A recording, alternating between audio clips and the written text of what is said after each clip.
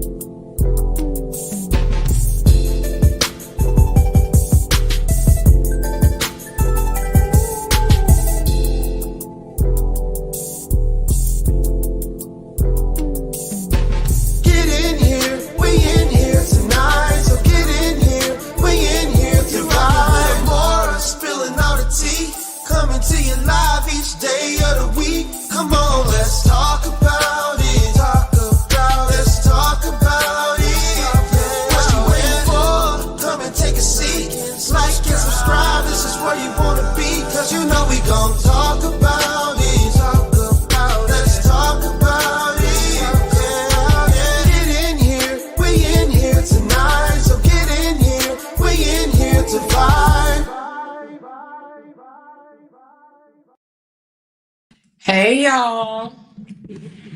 Hey, everybody. Oh, Lord. Thumbs up if you can hear me. Thumbs up if you can hear me, if you can hear my voice. Thumbs up, thumbs up.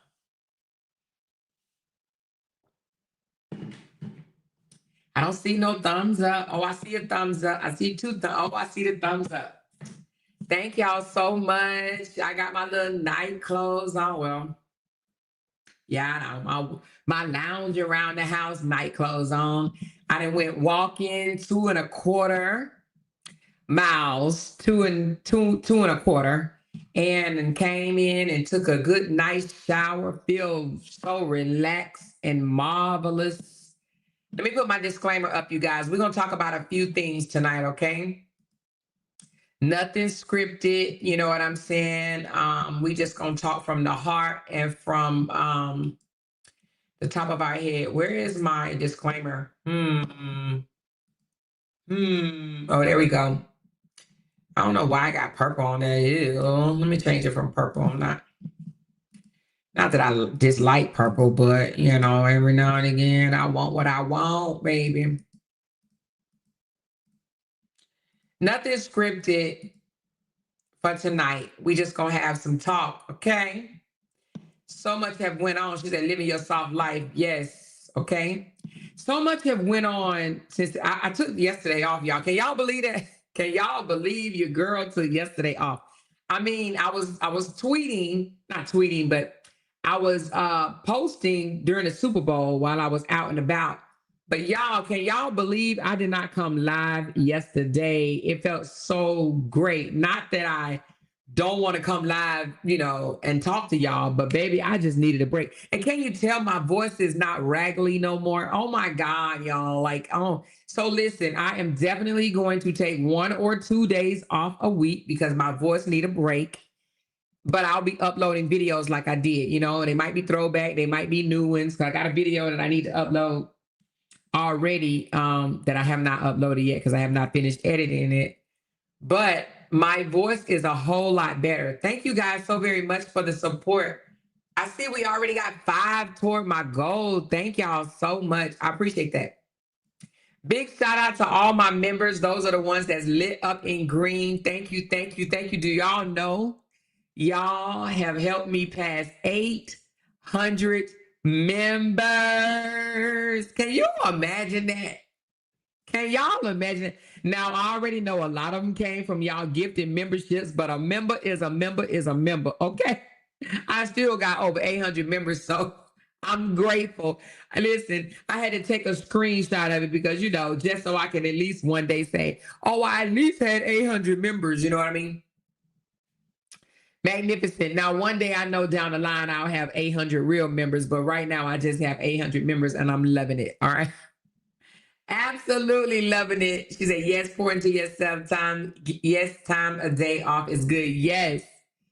My voice. I have my voice back. My voice used to be like, hey, y'all. Hey, y'all. How y'all doing? Now I got my voice back. I don't sound wacky anymore. I was able to rest my voice and just have a good time, you know? Hubby and I are going to start doing comedy shows, going to comedy shows, not like performing or anything, just attending, you know, just attending comedy shows. I love to laugh. So we're going to start doing that or whatever. She said, where's your chain? Oh, shit. Oh, Shazanazzle. It is my chain, baby. I washed my hair, but I did not comb it or style it. So y'all, it is what it is, okay?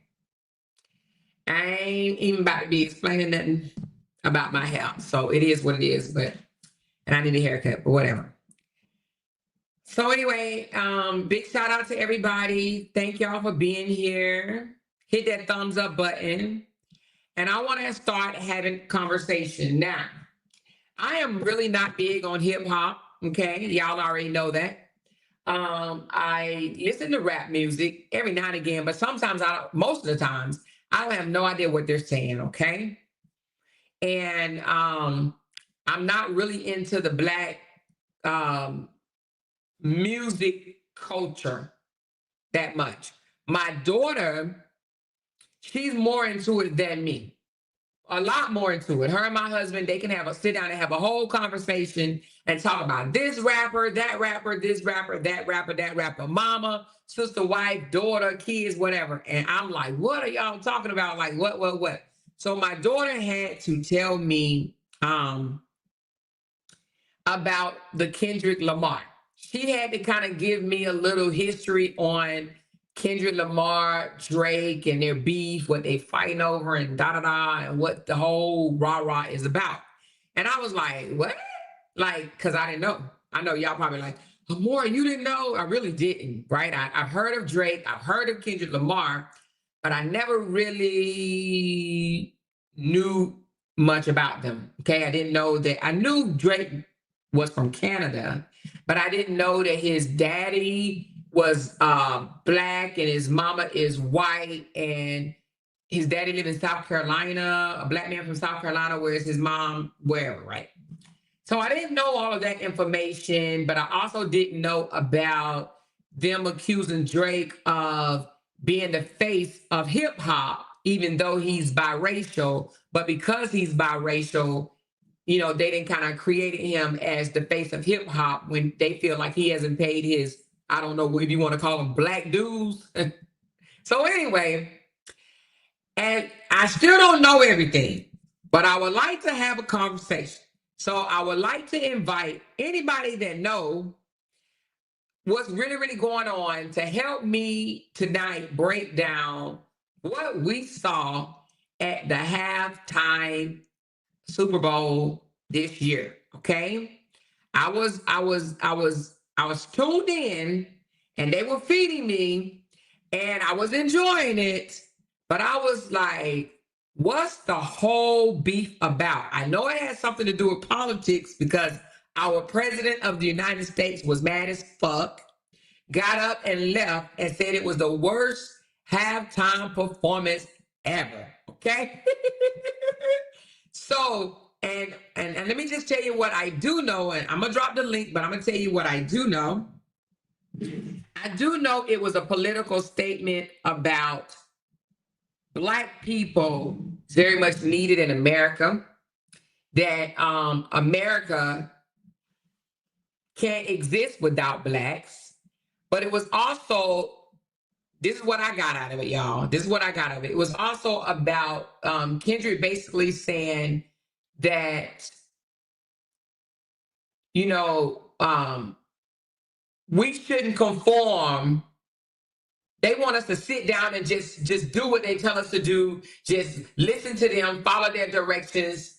And he's basically saying we shouldn't conform to what they want for us, basically. You know, they want us to just be good little, you know, good little citizens, good little children. Sit down now, stop being bad, don't say anything, take what we give you and swallow it, right?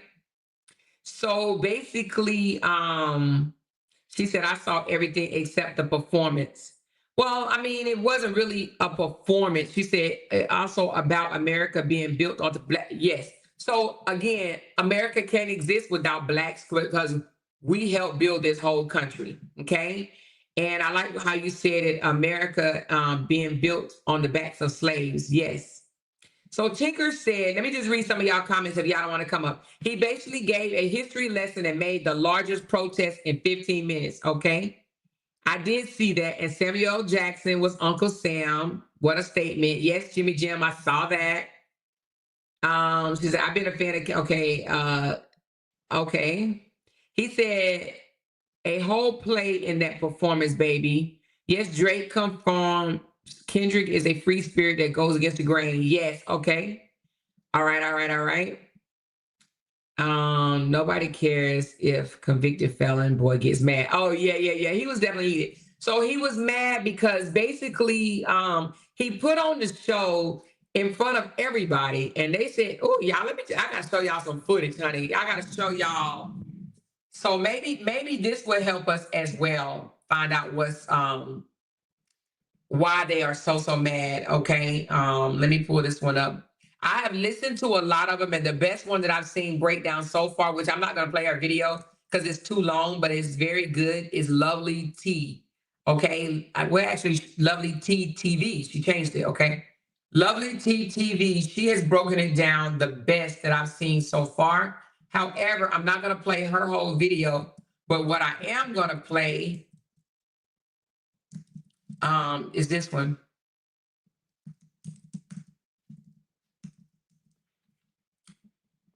Because I want to hear from it from a political standpoint as well.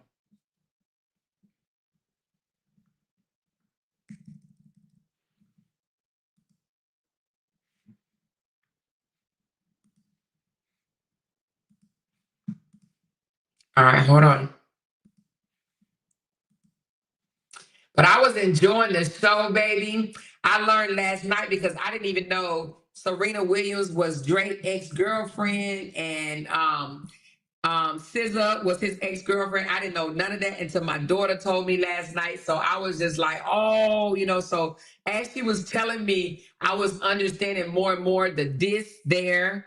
I understand that they're in a lawsuit right now. Drake didn't want the song to be played because Kendrick Lamar was calling him out as being a P word, and he didn't like that, but he didn't stop anything. So, but I heard that it was an entire political move last night. So let's listen to Dr. Richie breaks it down, just in case y'all are like me and don't know too much about the hip hop musical industry. Let's listen to what the political aspect of it was, okay? Meltdown. Kendrick Lamar. Halftime show. Put it up, full mass. When I tell you this was beautifully done, MAGA is melting down over Kendrick Lamar's Super Bowl halftime message, not performance. It was a message in performance.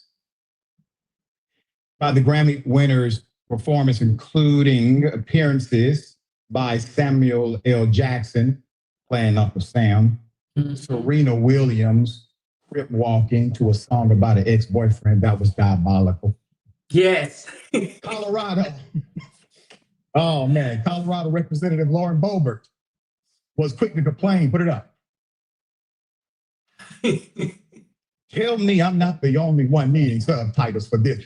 No, ma'am, you're not. You see, you're not enlightened. I'll put it back up, please. You're not enlightened, ma'am. This message was for the enlightened. I'm going to read what other unenlightened individuals who are not open to the reality of their solution. You're looking at your solution during that halftime show. I will break it down for you. Right-wing commentators, Eric Daughtry, Benny Johnson, took their criticisms to the extreme, describing the performance as Black nationalist. One thing I can say is, boy, they do not like when we take a stance to, come together or do anything to represent us. They can't stand it, but let's continue to listen. And calling Lamar a, quote, mumbling pagan satanic cultist. Mumbling pagan satanic cultist. Okay. Gasp.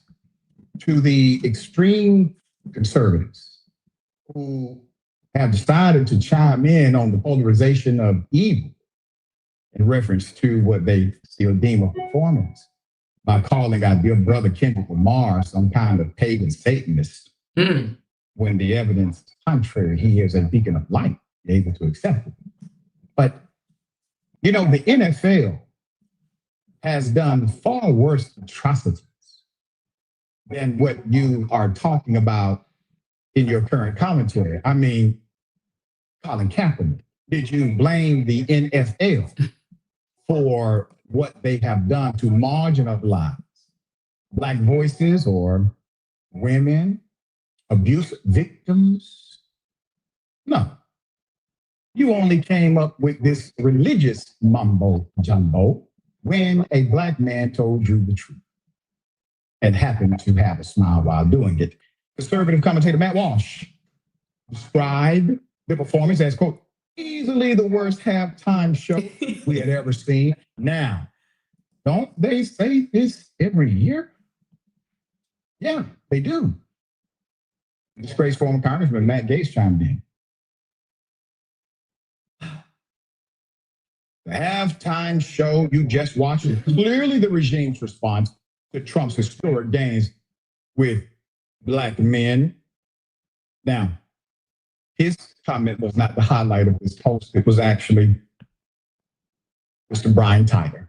In response to Matt Gates' response to the halftime show, Brian Tyler said, quote, "I hear you like I'm young." End quote. Well played, sir. Well played. Another former representative, George Santos, the prolific criminal. I mean, this cat was more direct. The Super Bowl halftime show was absolute trash. Now, what do all of these individuals have in common? MAGA. They are not for solutions. They are not able to be critiqued. They do not like light. What is light? Light is information. Light is information to break the shackles. Light is truth. They don't want truth. They want propaganda. Let's see if Kendrick Lamar would have come out singing proud to be an American. Oh my God, he's the greatest thing since life. Exactly. Ben Shapiro. Icing on the cake right here. No pun intended, Ben. My halftime show review. Actually, it's a beautiful voice and a beautiful accent. The only problem is I can't understand a word you're saying. But I just say this: good luck, live in peace. I know, dear brother. You see, he's speaking a language that you don't. It's called real-ish. And if you're not versed in real-ish, I love it. Conversation. Real-ish. But I appreciate you telling the truth. Let's break down the imagery here. Put it up full mass. Kendrick Lamar, coming from the background of gang culture, I do myself understand the polarization that is required to navigate egos, check egos, and sometimes finesse egos to survive. The symbolism many of them missed from Kendrick Lamar's epic Super Bowl halftime show was the reality of our gang divisions in the United States of America. I'm not talking about Crips and Bloods. I'm talking about us. The gangsters that are truly terrifying, that create your policies that kill your mama. Those are the gangsters that he's talking about. There's this division, this fluid, chaotic division, but we are all in the same space, but divided. And what are we really divided by? Because the colors don't divide us. See, the colors create a category. What divides us is our response to our experiences, exposures, and environments. You see, as a social scientist as well, I believe truly that a person is made up of those three E's, myself included. You change experiences, exposures, and environments, you all of a sudden change a person's perspective.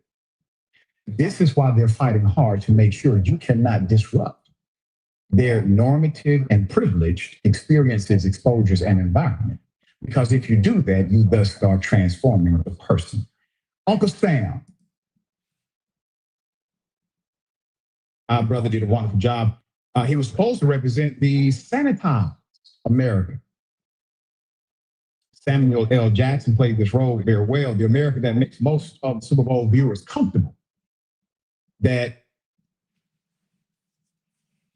That's why he said, quote, "too ghetto," before Not Like Us started playing, and then he was silenced. He was all part of that interplay. If you are bothered by the halftime show being boring, he was there for you. He was enlightening you to the reality of what you are here for. You are here for entertainment, not information, not truth. And so he was that character in the halftime show that allowed everyone, if they were able to get it, we all understand it, that this is intentional, that this is going to make y'all comfortable. All right. So Jackson's Uncle Sam said that Lamar's performance was, quote, too ghetto, telling him to, quote, tighten up. That was in the beginning.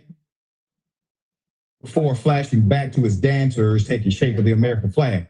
As one user wrote on X, the creativity alone serves as a perfect example as why Kendrick won that Pulitzer in the first place. Now, remember, typically, if there are Black people on stage dancing, the right is concerned about and complaining about body movement, body features, lack of clothing, lack of class, taste, appropriateness. But none of that was a complaint. Boring. That's all they said. Now, the entire performance was obviously steeped in American imagery on an incredibly deep level, from dancers dressed in the colors of the American flag to Jackson narrating Lamar's journey playing the great American game. He then said, quote, I want to perform their favorite song, but, you know, they love to sue, end quote. Naturally, this sent the internet into a frenzy with fans shocked just how frank Lamar was at that moment.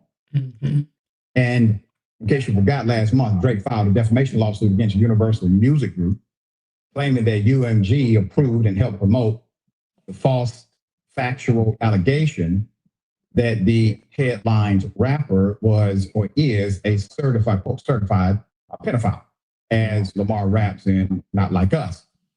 A truly difficult moment to digest was this one. Okay. When I saw Serena Williams, not on the sideline, not in the crowd, but on the stage, part of the performance, when Kendrick Lamar finally performed Not Like Us, the camera quickly moved over to Serena, who was seen dancing to the song.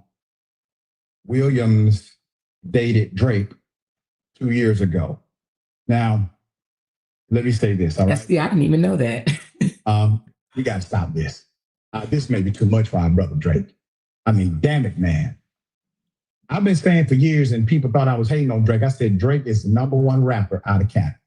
But when we put him up against the greatest of all times, I said, you're setting him up.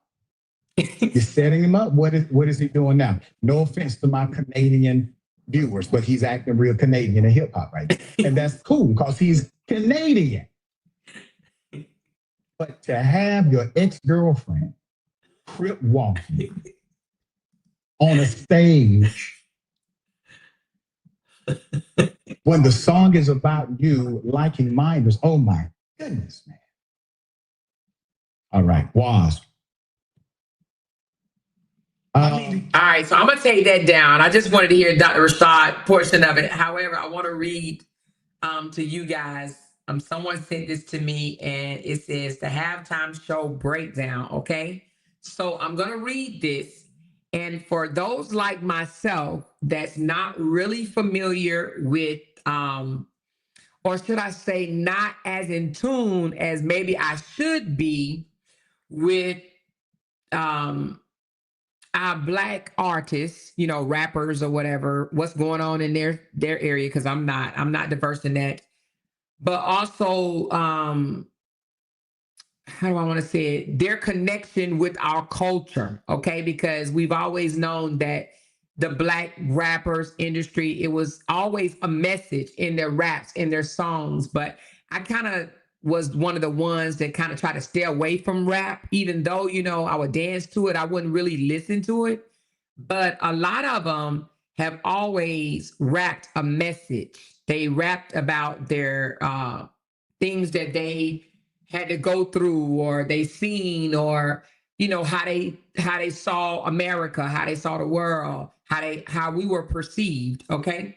So somebody sent this to me and I want to share it with you guys. All right. They said the half show breakdown. This is the meaning. All right. It's always a message, always a message. The stage. Okay. Let me put it up there right quick. I'm going to put it up there so you guys can see. Let me see if I can. I'll just put it up here.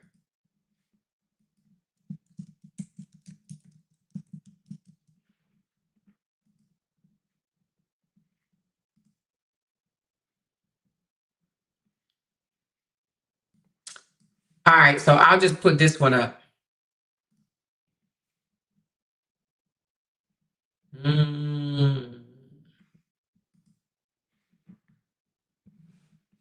Hold on.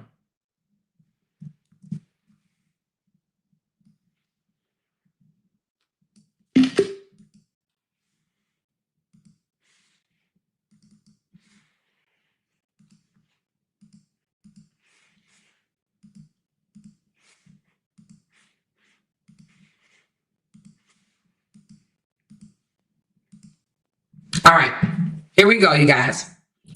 So the stage was a video game. The words in the light shows, the words in the light show, Samuel Jackson was the voodoo man dressed in American flag colors like Uncle Sam. What he was saying on how to act and what they want us to act, or how they want us to act. The revolution was said it won't be televised, but he televised it. Kendrick basically said he's going to act a naked no matter how they want us to act. The song choice, etc., plenty to choose from. You just got to rewatch and listen. And those, hold on. And those was my take. He keep hood. Serena walking and da da da da. Okay, hold on. So it says Kendrick put us in the U.S. flag. We were the stars. We were the stripes. We were the red, white, blue, and black. He showed our blackness fully clothed, different hues, different hairstyles, the depths of our emotions displayed in our facial expressions as the set list. He put us on the playing field literally, and we were the X's and the O's. We were the strategy. He showed us in the hood. We were relaxed, harmonizing, working together, uniting, enjoying each other. He was soft and kind to the Black woman. He kept his distance to let her shine on the stage by herself. Oh, you're talking about Serena.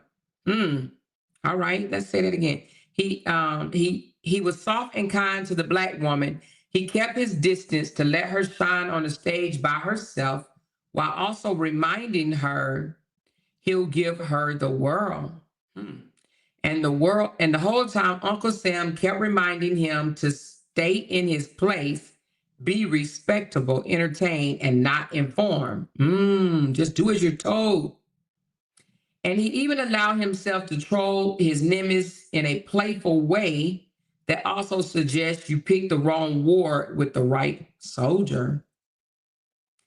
This was the blackness of Black History Month in full display in front of a sitting president who is trolling us at the first NFL game that has removed in racism from the end zone. Kendrick told us the game is over. We're not playing anymore. Okay, so that's what someone sent to me. That is what someone sent to me, breaking down what the whole Kendrick Lamar performance meant in his message, okay?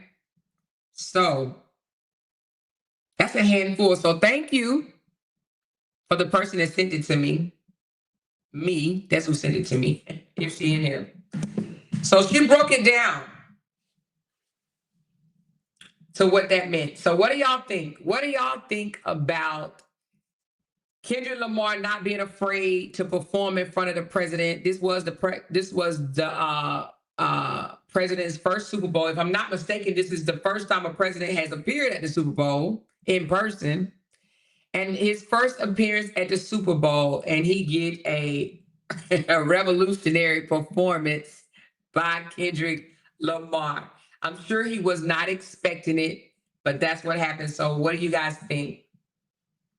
All right, Mary said they are not like us. Absolutely not. Never have been. One Miss Gail says he's the man. Hey, Look the Book, how are you? She said that message was deep as fuck. Okay. Darnell had a lady on his panel. Now that broke it down even more. Okay. The creativity and I should have got somebody to break it down even more. I didn't even think about that. That was smart, Darnell. I should have got somebody that understand Black culture. My daughter, I was going to, not Black culture, but Black culture, Black culture and his message rap, because sometimes I don't be understanding what the rappers are saying myself, not trying to be funny, but I don't even be understanding it. They be rapping too fast for me, child. I have to go look up the lyrics, whereas these young kids, my daughters, they can spit out the lyrics and I be like, wait a minute, what did he just say? What did he just say? What did he just say? I don't even get it, y'all. She said, I was hyped and I watched it 10 times already. My husband had to go back and watch it, to be honest with you. He won't be attending another one. Oh, you mean, yes. So that was the president's first time ever at a Super Bowl. And yeah, I don't think he'll go back unless, She said, yes, you're correct. The more first president, that ever attend in person.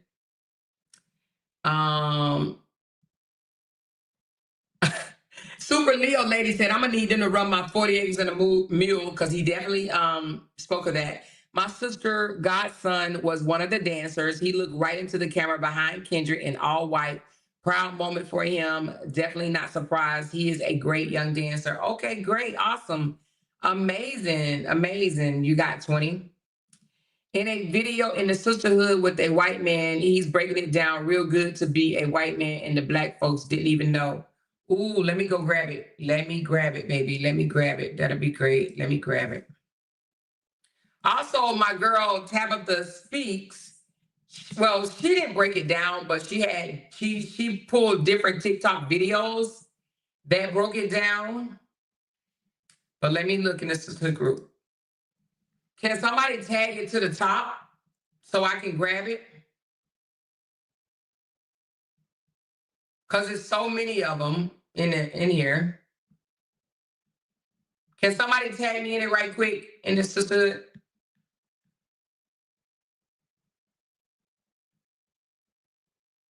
Oh, I got it. Let's go. We're missing the most important part. Ooh, hold on. Let me get it. Let's learn some things together, baby. Let's learn some things together, baby. I'm loving it. Samuel L. Jackson was Uncle Sam. He was trying to narrate the show. All right, hold on. Here we go. But you're missing the most important part. Samuel L. Jackson was Uncle Sam. He was trying to narrate the show, direct the show, and K-Dot was like, no, I'm gonna do it my fucking way. Uncle Sam said, you're being too loud. Then he said, you're being ghetto. And then K-Dot slowed it down, and Uncle Sam was like, okay, see, nice and mellow. But then he picked it back up. Then he said, 40 acres and a mule, now this is bigger than music. Very clear, obvious message. Then he said, the revolution will be televised. In this day and age where social media and TV is everywhere, the revolution will be televised. The right time is the Super Bowl. Fucking everybody's watching. You pick the wrong guy, Trump. You picked the wrong guy, Trump. Then he had the flag divided with him in the middle. Like, the messaging is so clear, bro. He said, fuck you, Uncle Sam. I'll do what I want. You picked the right time with the wrong guy. This nation's divided. 40 acres and a mule. This is bigger than music. The revolution will be televised.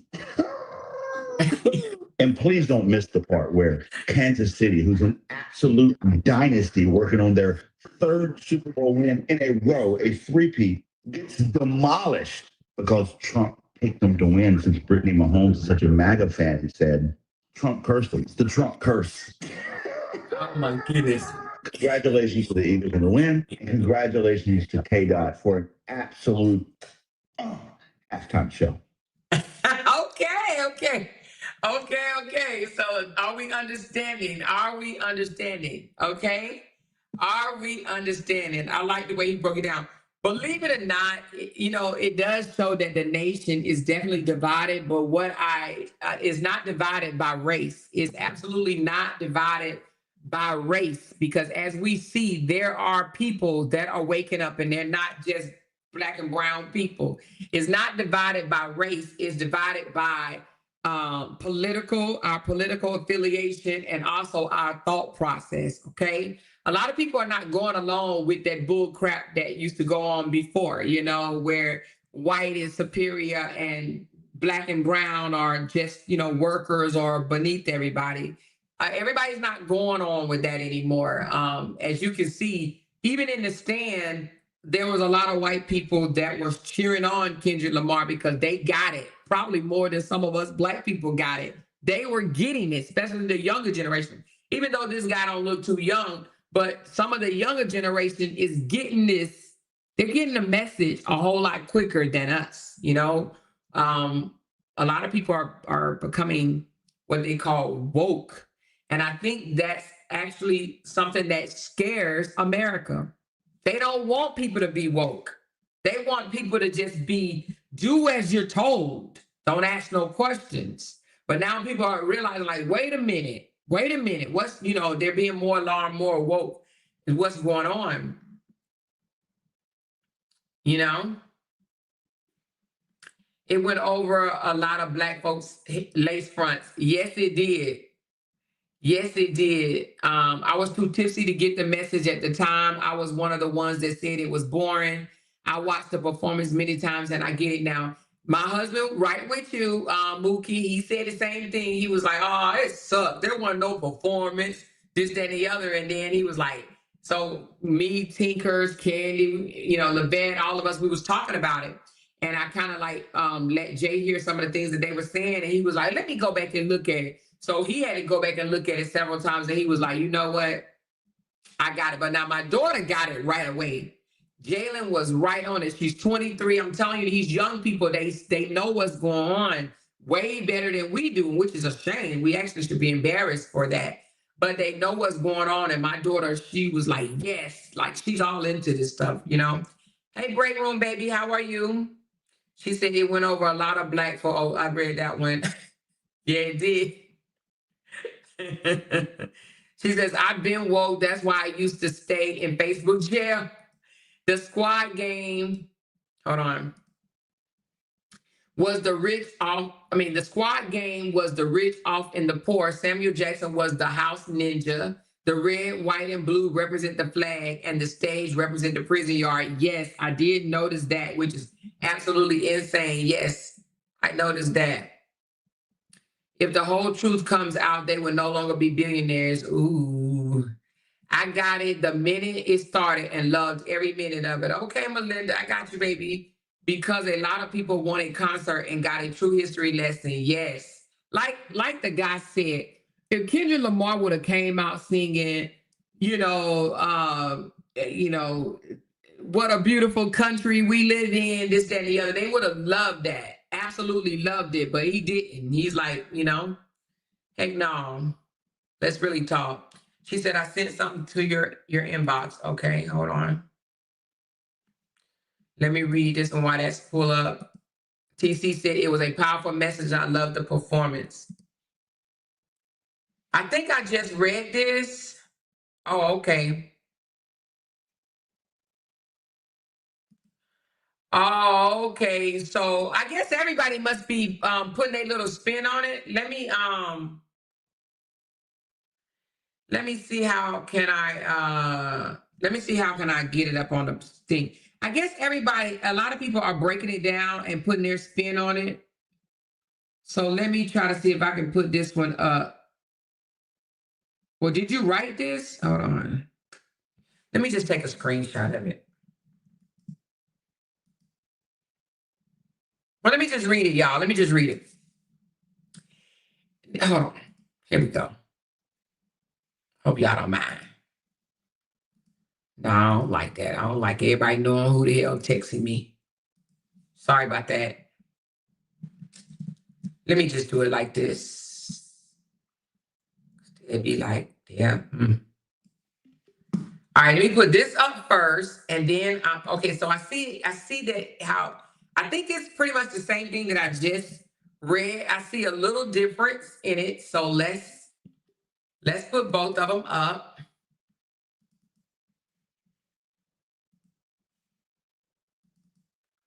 One at a time, okay? I see, all right, hold on. So we're gonna put this one first.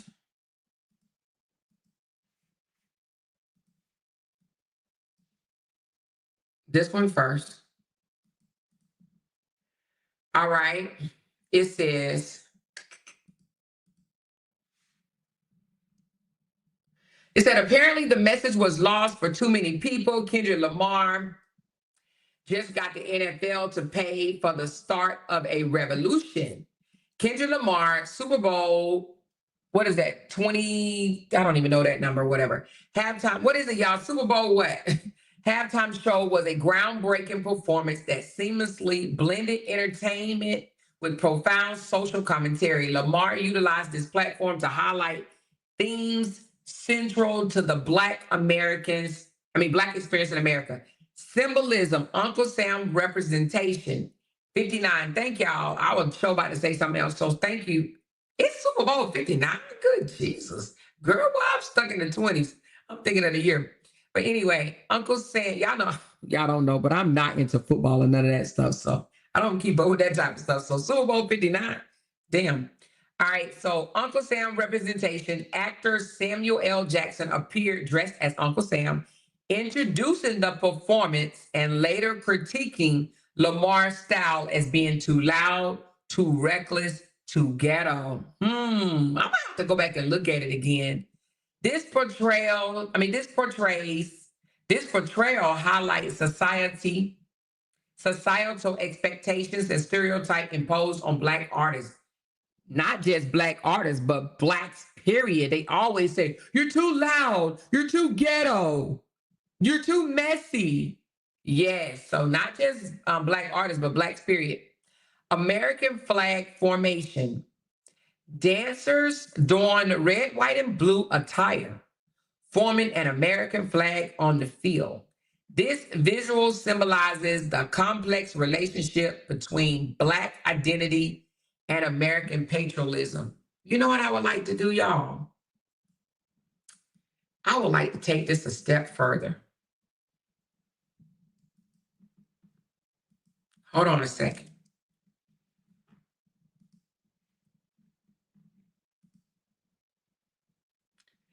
I would like to take this a step further. I want us to watch it while I'm reading this. I want us to watch it now. I know I'm going to get dinged, but I'll go back and cut it out. Or I may just take an L on this one, okay? I want us to watch the show. For those that didn't get an opportunity to watch it, okay? I want us to watch it so we can see the things that they're saying, okay? All right, here we go. Y'all ready?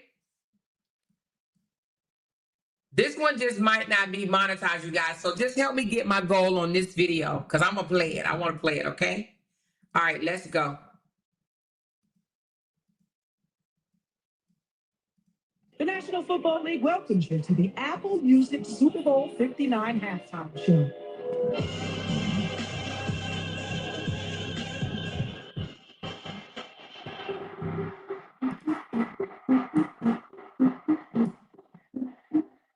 Salutations! So now this is Uncle Sam, actor Samuel L. Jackson, dressed as Uncle Sam, introducing the performance, okay? Revolution is about to be televised, right?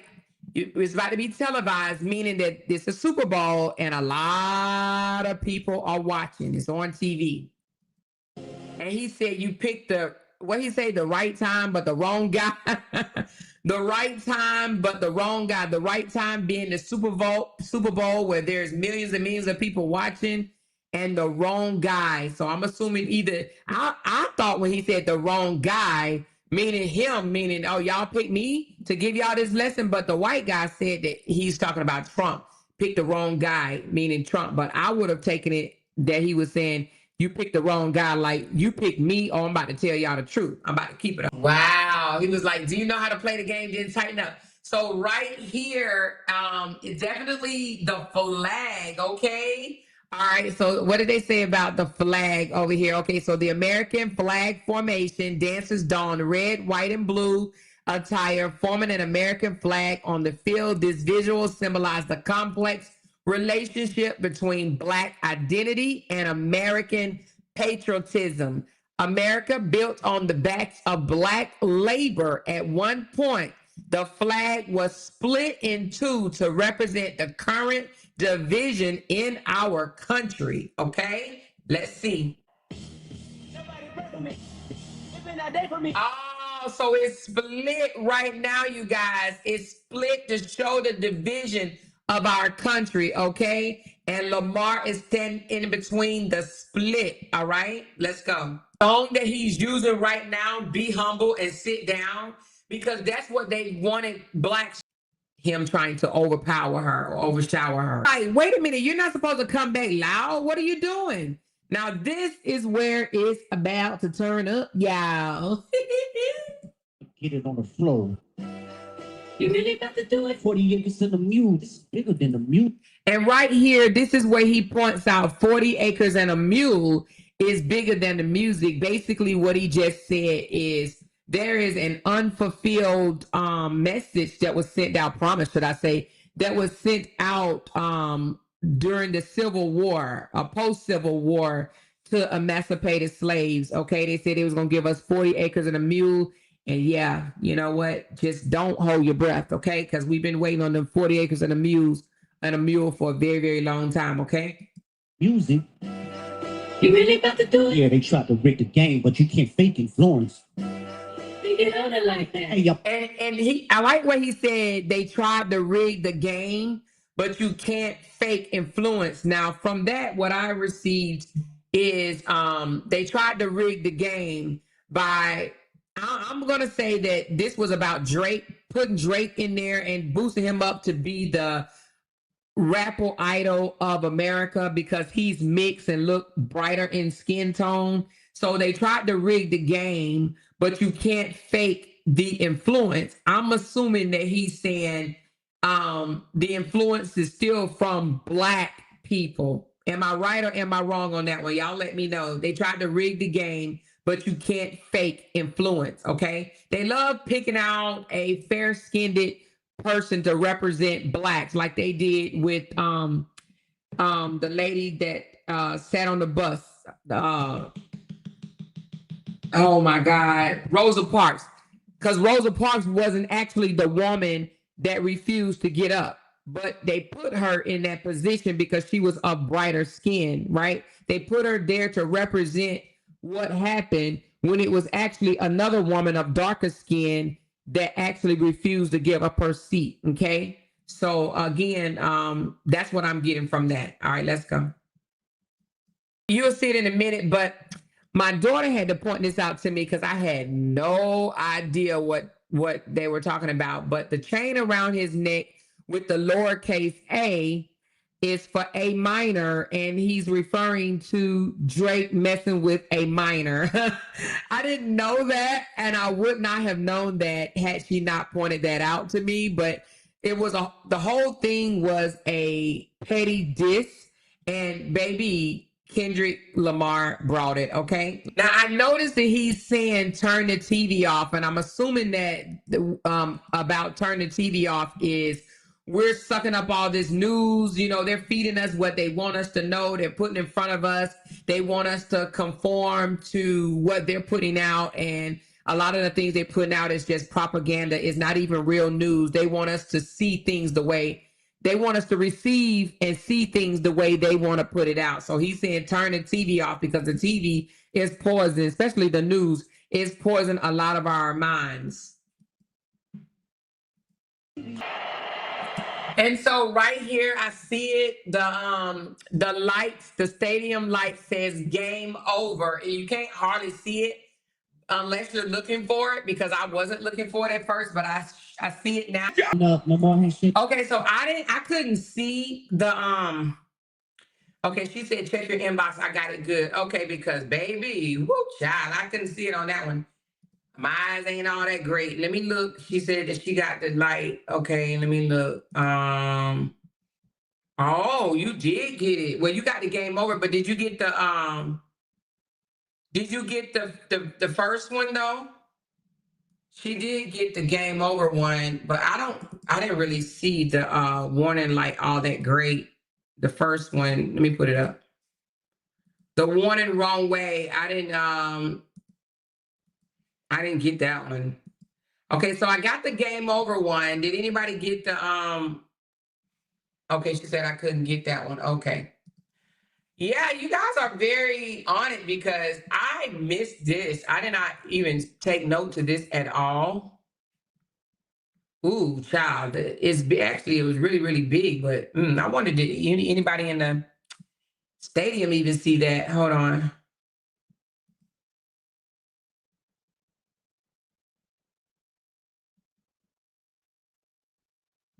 Okay, somebody just sent me a message and said another meaning for the whole performance was that Black people is getting too much money. Okay. Well, yeah, and that's probably another reason why they want us to they wanted to take away the DEI, baby, honey. They see us moving up and they like, oh shit, they're competing next to us. Like we're living like they're living, you know what I'm saying? You know, the neighborhoods are becoming mixed, more diverse. And they're like, wait a minute, it ain't always been like that. You know, most places that you go, and I need to get back on topic, but most had today. Hold on, I'm gonna switch over to Chrome because so it won't echo.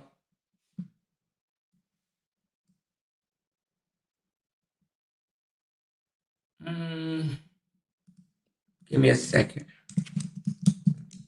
He can go ahead and come up. I'm just gonna click over to Chrome. They not like us. They not like us. Dun, dun, dun. I love it. They not like us, baby.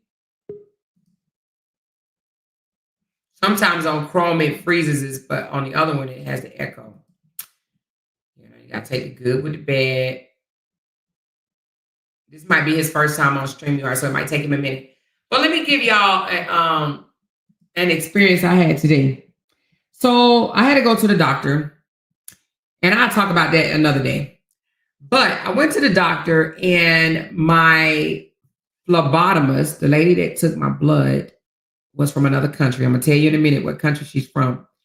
So of course, we got to talking about the Kendrick Lamar performance, the halftime show. And I was like, oh yes, I loved it, you know, kind of, you know, enjoyed the message, learned a lot about it or whatever. And yeah, it was a good show. And she was like, what was good about it? So anyway, right off the bat, I knew that she was definitely not feeling it, okay? But she was Black like me. So I didn't, you know, I was trying to get a good feel of her. But anyway, long story short, she starts saying things like, what is the message without change? You know, why even say the message if there's not going to be any change? Hold on one second. Hold on one second.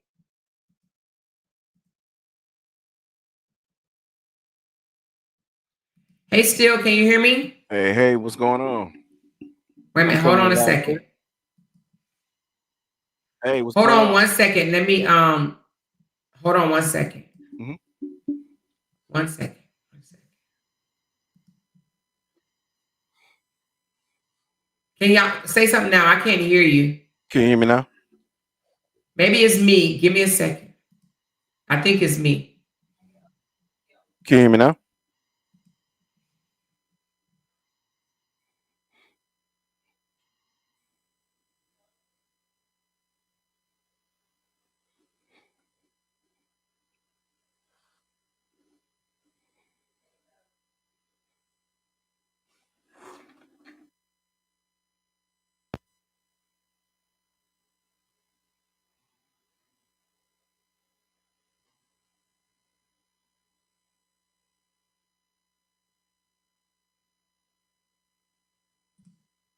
Okay, can you hear me now? Can y'all hear still? Hmm. Somebody said they can hear him. Why I can't hear him? Hold on. I would definitely love to hear your take. Let me find out what's going on with mine.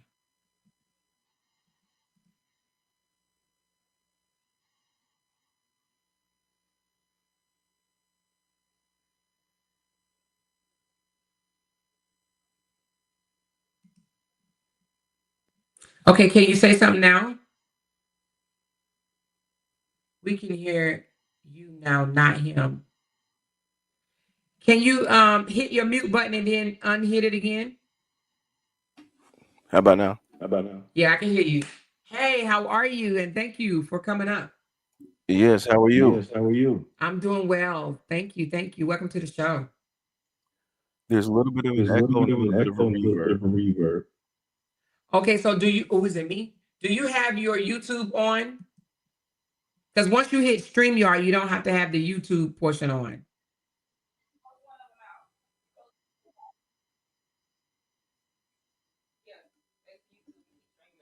How about Is it now? still echoing? Okay.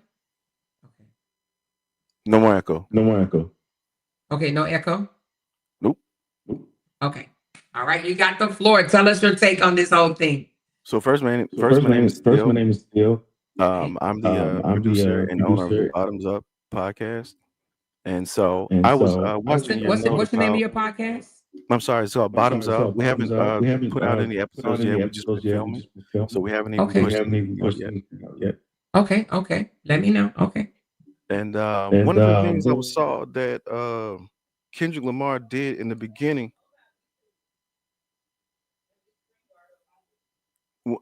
One of the things that I saw.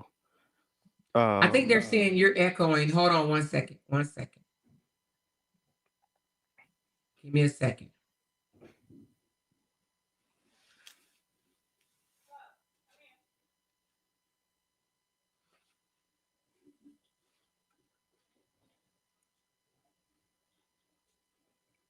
Am I coming in now?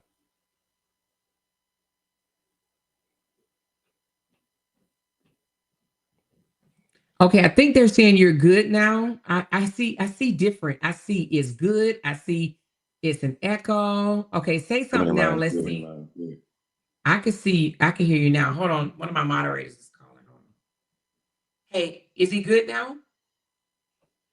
Okay, he's good now. Okay. All right. Thank you. Okay. All right. Sorry about that. Go ahead. No. It's all right. So this is the one thing that I saw during the beginning of the Kendrick Lamar performance. It showed a tic-tac-toe, but it wasn't X's and O's only. And if you go back to the symbolism on the tic-tac-toe, there's a repeat of X's, O's, zeros, and triangles. Now, one of me and my friends, we were going through the site and we were going through rewatching it, and I think that is a GTA code for infinite life or health. So when we be playing GTA, we would automatically use the cheat codes, and 0 up, down, left, right, X squared, triangle, whatever it was, right? It wasn't tic-tac-toe in the beginning, so that in the end it made sense that it was a game over.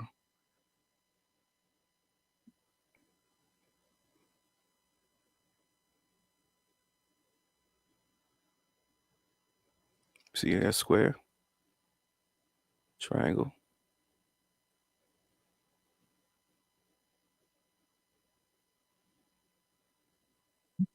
Okay, hold on 1 second. I see what you're talking about. So I'm gonna unmute you because it looks like I may have to mute you when I'm talking and then I mute when you're talking. Okay. All right. So I'm about to unmute you right now because I'm gonna let you finish talking. Okay. And so what I saw with the X's, O's, the triangle and square was an actual cheat code that we put into the game when we play it. And so in the end, it made sense when he said game over, was the beginning when he put in the cheat code, because when we would play the game, We put in a cheat code at the beginning. And after everything was done, it was game over. Okay, I see exactly what you're talking about. I did not even notice that at all. Didn't even know what that circle was. I mean, that square was there for. So, okay, so it was putting in cheat codes, and I see the X's, the O's, the triangles, and look like maybe even a square. So it's like 4 symbols there, correct? And if you look on a PlayStation remote, I think I actually have one. Hold on one second. I'm gonna grab one. Okay. All right. When he comes back, we'll let him finish breaking this down. Wow. I didn't even notice this at all. Okay, let me put it on mute to let him show us what he's talking about. So if you look at the PlayStation remote, you will actually see the symbols on the remote control. There's a square, circle, triangle, and X.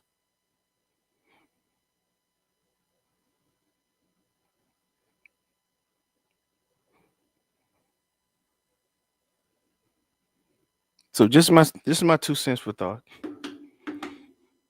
But I'd love to come back on with you. That's very interesting still. I don't even know how you even picked that up. No one has pointed that out before that I noticed so far. And so, wow, I'm just like floored, as in, I didn't even notice this, but I get it now. Like, wow. What made you? He's going to be the best rapper alive, hands down. He's going to be the best lyricist alive. He will be respected. He will be huge. Everybody thought I was a joke, thought I was playing. And then I went through his music catalog and I started to listen to different things and I started to pick up in different things. And granted, I was born in California, right? So I always have this yearning to be like back with the East Coast and back and loving it. Even though I was raised the West Coast, East Coast all my life and was born on the West Coast. But I've always paid very close attention to Kendrick Lamar's lyrics. And so when I saw that, knowing that he's a numbers guy, and later on I can actually show you how he's a numbers guy in a separate clip. But and it wasn't outlined by me, it was just outlined by another nerd like me. But when we went down to it, I started looking at it and I looked down, I was like, man, that showed like a PlayStation remote. Then I went back and I think that he actually puts in the cheat code for infinite health on the keyboard, which you see on the screen, right? And the beginning of the game. And I'm sorry, I'm a tech guy. I'm so sorry. I'm a tech guy, so I'm a super nerd. I love all things tech. I love all things hip hop. I'm the hoodest nerd you would know. But but when it came down to it, when I saw the symbolisms and different things, I say, yeah, you better not do that. And then Kendrick Lamar drops another one, and then another one, and then Uncle Sam comes back and like, don't do that, and drop another one. There's a lot of symbolism behind it. I'm still looking through it again. Oh, yes. So now, are you gonna when you do make your when do you plan on starting up your channel? And are you gonna break it down once you start it up, or are you just kind of visiting other content creators' channels now? I just started the Bottoms Up podcast, so I just got my cameras, equipment, everything. You see my backdrop with the S on symbol, and I still need to get that fixed. But the cameras and equipment and everything, people come and record in my studio, but this is the actual first time that I'm recording in my studio of myself. So it's a little bit weird for me. I'm more or less the builder, not so much the creator of the production. But good news, I just got accepted into film school. So more to come. Nice. Well, congratulations for that. If I can help you in any way, I'm no expert by any means, but I've been out here, messing around a little bit in the YouTube world for over a year and a half. So I'm pretty sure your wife done told you we was all up in this little messy sector, but we're trying to branch away and kind of move forward. But if I can help you in any way, I'm definitely here. Well, I tell you what, you bring me on and I will be on with you and we can discuss it with everything and I can give you the or male point of view, or the culturistic point of view that I see it on the East or West Coast, or anything that happened in rap and hip hop. That's really what this channel that I have was made for, was bottoms up, where the fellas could come around, shoot the whatever, and then and just kind of just talk about everything over a couple drinks, and just talk about everything that's going on. And I'm prior Air Force, so I know how to get down with the best. Hold on. Not my fellow service member. Why she ain't tell me that? I would have been talking to you different. It's going to hit just a little bit different. Did she tell you?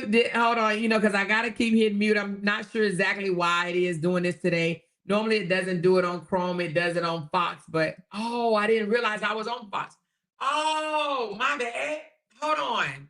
That's why it's doing it. Give me a second. Oh, I'm so dumb. I am so dumb. Hold on one second. I thought I was on StreamYard. Hold on one second. I was on Chrome from the beginning, and I switched over to Firefox. Hold on one second so we can have a conversation the right way.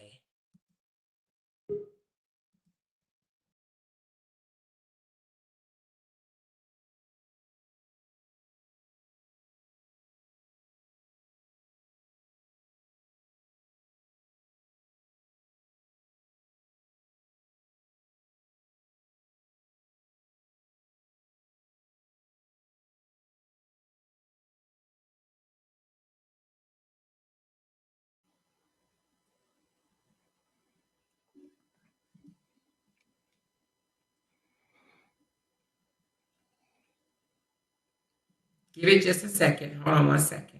All right, standing by. Give it just a second.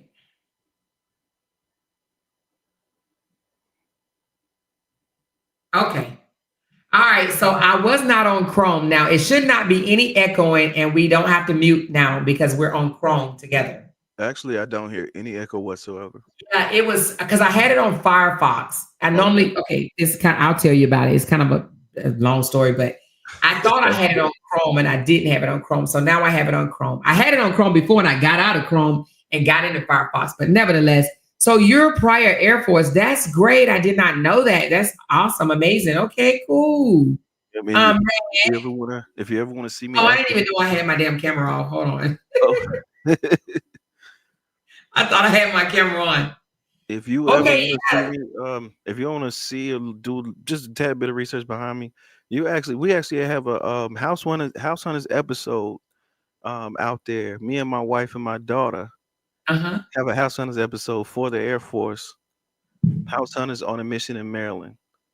Okay. Way long time ago. But I know people are gonna look it up like, who is he? Yeah, whatever. But yeah, it's out there. So just go ahead and see it. I don't get paid for any of it, so it's cool. So you're literally just starting, or you already had your channel? No, I haven't. No, I'm just starting. I'm just kind of building up. And really what I did is I built a studio in my home to accommodate for people to come and shoot their podcast. Well, the greatest part is that, yes, it's 100% functioning podcast, but not that many people came to shoot because they can't get things together. So I'm kind of stuck with like a bunch of very well working cameras, very much working equipment. I got channel board, mixing boards, sound effects equipment, computer that I built myself. Everything's up and running. I wish I could show it to you. And I might just send you a couple of photos to show you exactly how the studio looks. But I built a very accomplished studio, and I was like, all right, well, this equipment's going to waste. Oh, yeah, you might as well use it. Yeah, exactly. And you don't even, you still one day eventually have a podcast. Like once you branch out or whatever, you can have a podcast where people come in your home and interview. But I don't know if I would suggest that because people are crazy on the internet. And we definitely had to figure that out since we've been out here. It's some crazy nuts or whatever. But you can always be successful doing this right here. Yeah. And it just was. I knew it was a business opportunity to give people a chance to be able to talk their truths, or to get a crazy story out or whatever. So it was like, all right, I'm gonna build it, but y'all gotta run it because I don't plan on being on any podcast. And it was like, all right. When my wife was upstairs, she was going over your video, and I was like, nah, that's not what happened. That's not what happened. I was like, I could tell her what happened. And she was like, do you have everything up and running downstairs? I said, yeah. She's like, I'm gonna send you the link. You better be ready. So I said, boom, turn the lights on, hit the button of my cameras. My cameras all turned on, my computer turned on, and here I am talking to you. Well, that's what's up. Thank you for pointing that out to us about the tic-tac-toe thing. I saw it, but I didn't see it. Do you understand what I'm saying? It wasn't tic-tac-toe at all. Yeah. Yeah, I saw the 6 squares, but I will be honest, I never saw no X, no O, no triangle. So it's amazing. So I honestly think that for someone to really, really get it, unless you already know, connected to the culture, and like you say, you a Kendrick Lamar fan, and you know, and I'm deep in hip hop. You're deep in hip hop. So unless you're deep in hip hop and the culture together, you probably would have missed it. Now, who else besides myself? Raise your hand if you missed that, the X's, the O's, the squares. Did you miss that? Because I missed it, you know? She says, so how do you rate his performance overall? Okay, so how do you rate the performance overall? How do I rate his performance? Mm-hmm. And you have to excuse me, and there's going to be some naysayers, but I believe that was a 10 out of 10. And it's only because this man is a real lyricist. Stop playing with him. This man is a real lyricist. And so the symbolism and different things in the hidden cultures and the hidden creeps that you see that come out of his story and his rhyme and poetry, I mean, you can only respect it. So you can't be, oh yeah, this performance is whack. Depends on what spectrum you are on, how you understand the hip hop culture, right? But if you talk about me understanding the hip hop culture, I'm a 10 out of 10, right? So when I see that, I'm going to say, no, that was one of the best performances I've ever seen from a lyricist. Okay. At all. And to break it down even further, right? This is from a lyricist. This is like, if you put it like this, a lyricist is not the first person listened to in hip hop. A lyricist is not the first person listened to in rap music. Very people listen to actual lyrics.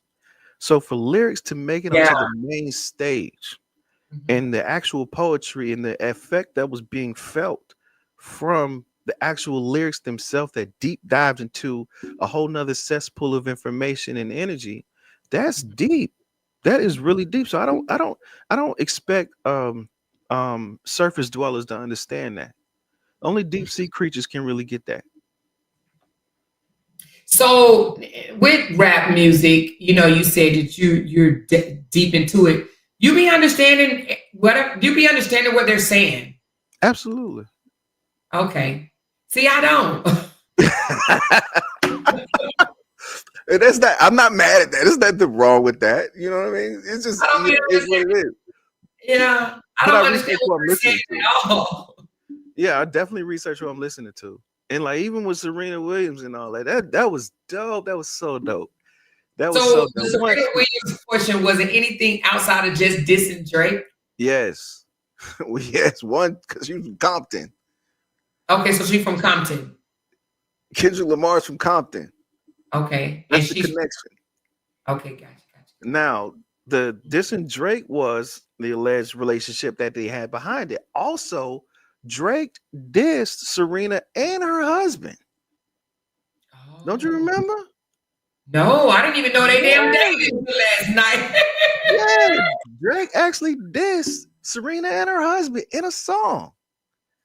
Oh, yeah. So it was I don't listen to Drake, but really? Yes.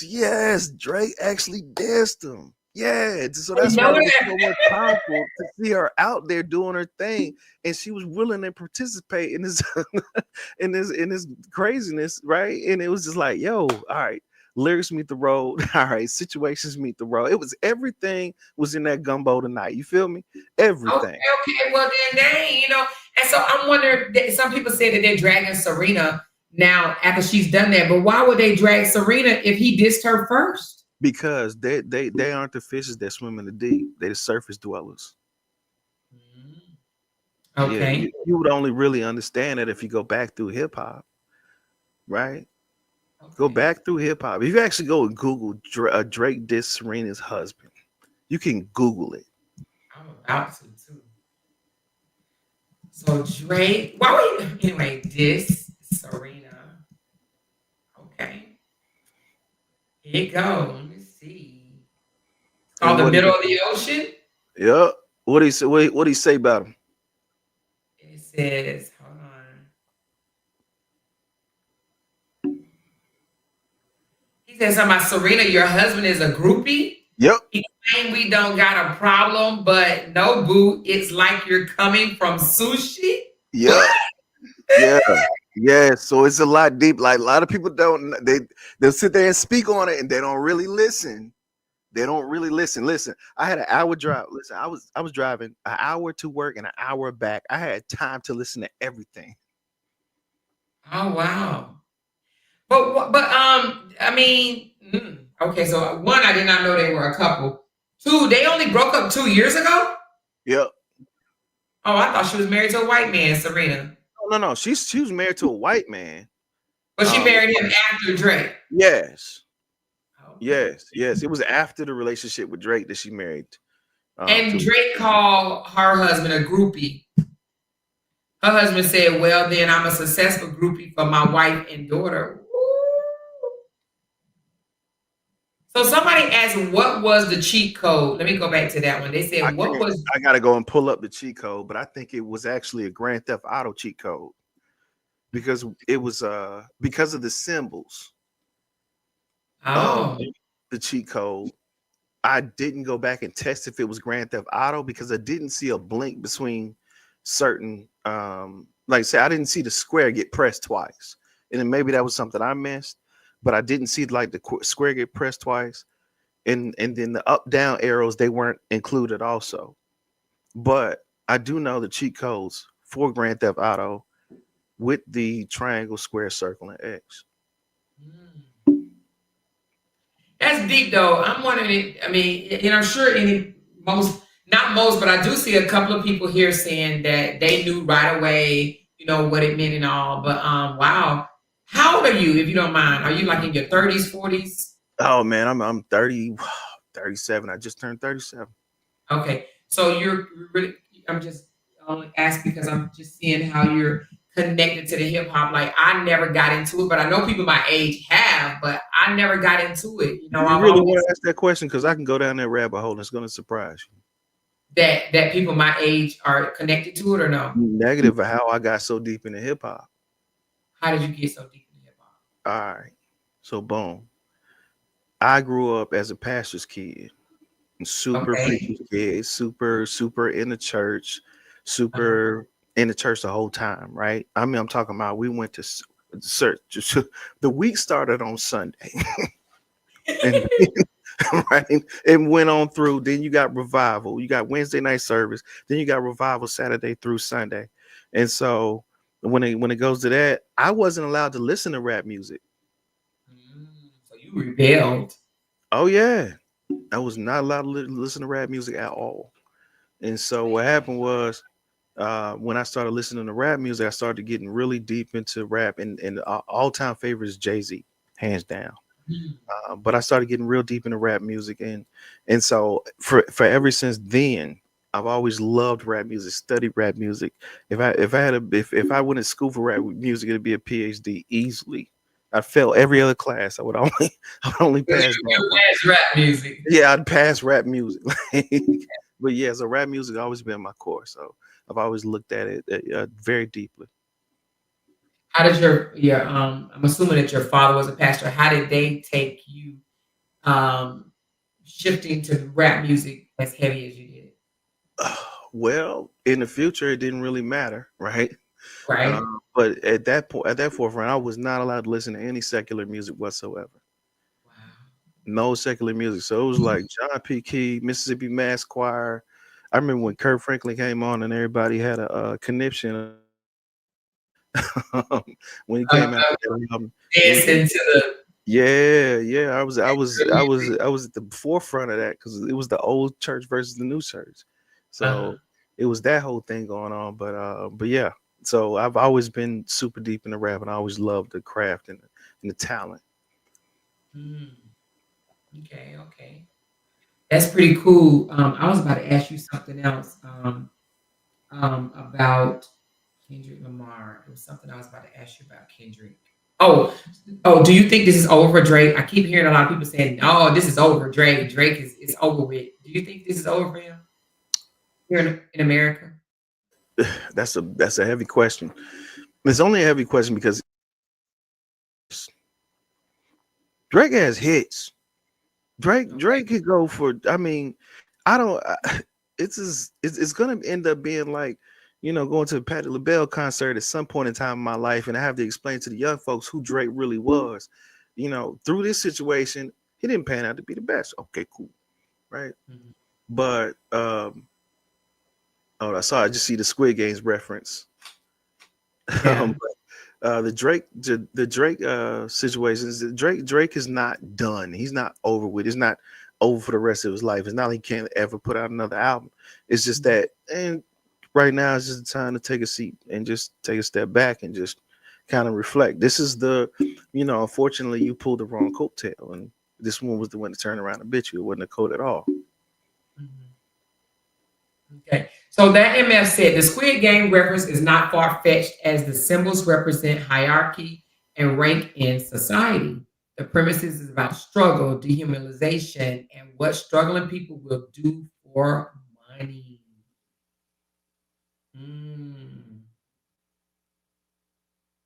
Okay.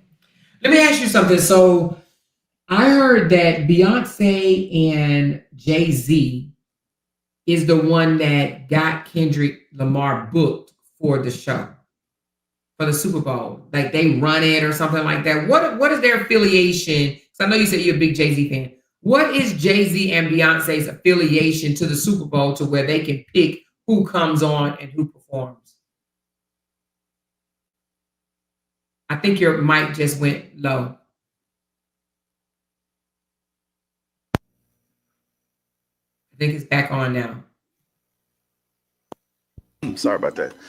Correct me if I'm wrong, but I thought he was like the entertainment chief of the branch of the NFL. I thought it was a part of the entertainment. He may be of the NFL. I don't know the exact title, but I do know that he's a decision-making factor. Okay, yeah, because they said I heard they said that since they knew Trump was coming to the Super Bowl, that they selected Kendrick Lamar on purpose because they knew that he would come and deliver a message to the president. That's a little bit of a reach. Okay. That's a lot of yeah, I can't speak on that one. That's a little bit of a reach. I don't know how true that is. And I mean, society didn't even know he was going to be there until 3 days ago. So to say that he was going to be there, 6 months ago, 7 months ago, when the decision was made, is a little bit, far-fetched. I can't really see that happening, but and I can't really see that, being, say for instance, you being this commissioner, right? Just put myself in his supposed shoes, allegedly, right? So if I had this title to do this type of job, I wouldn't have, mocked it up to some conspiracy theory to get back at the man. I wouldn't have done it that way. No, I wouldn't have done it that way. What if okay, somebody said that they knew he was coming 6 months prior. So what if it was for whatever president that came?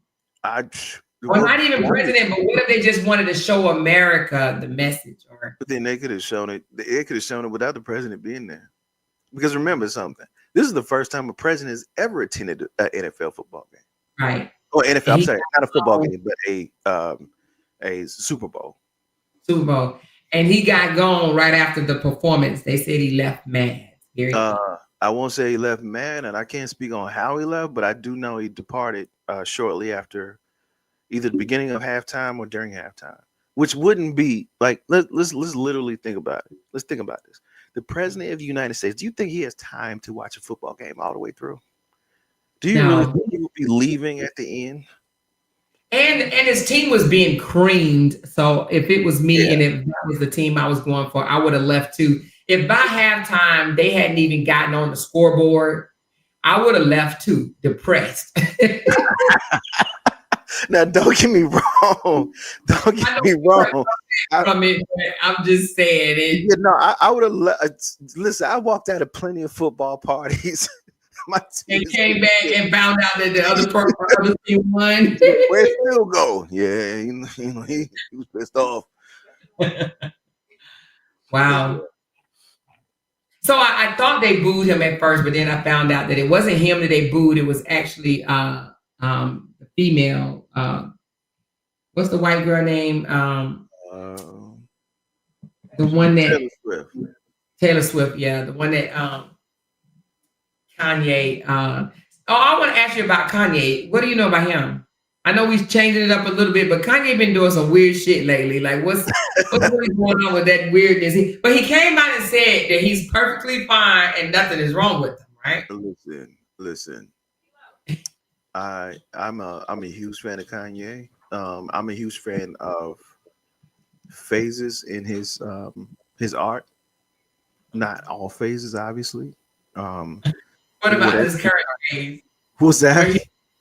The current phase where he's showing his white dude. I'll say this. I just pray for the brother. Man, I hope he's doing well and taking everything serious as he's putting information out. I just went back and watched the interview he did with TMZ and the brother that was on TMZ, and the brother basically gave him that powerful speech of like, hey, we live in the real world. What you say gives consequences on us. So tap into the real world before you say something. And that was a huge moment in Black history. And so, when I think about Kanye, I just think that, everything happens for a reason, and he's on his path and he's going to do what he needs to do. And I hope the best for him. I don't necessarily agree with everything that he says, but who agrees with everything I say? So, I just leave it at that and kind of stay out of his way when it comes to, the Yeezy, the Kanye. Just I kind of stay away from it. It's that's unfortunately what I have to do. I just read something that he just got his account deleted. What did he say? From what? It just says Kanye West's Twitter account, but they call it X now. Yeah. Deleted. It was deleted. It says 15 hours ago. What did Kanye say to get it deleted? Yeah, his account was deactivated at the latest spree of offensive posts. All because he did say some. Okay, let me see. Let me put it up here. So he said a few weird, stuff. Hold on.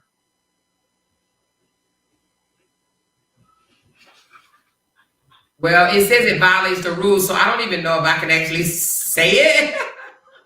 Yeah. It said it just says, okay, wildly offensive things over the last several days. Let me see.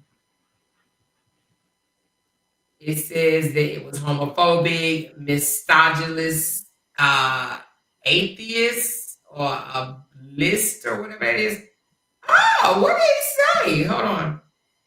Oh, it's got to be bad.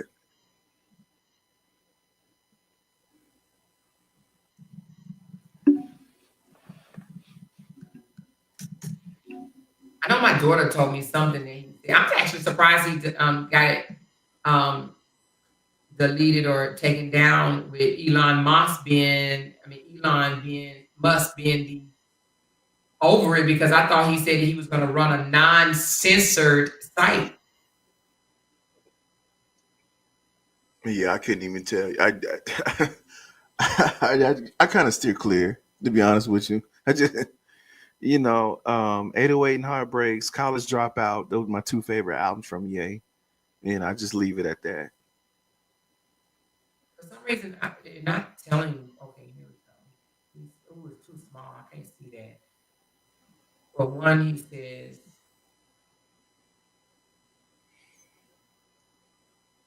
I guess he was praising Adolf Hitler. Oh yeah, we're not gonna talk about that over here.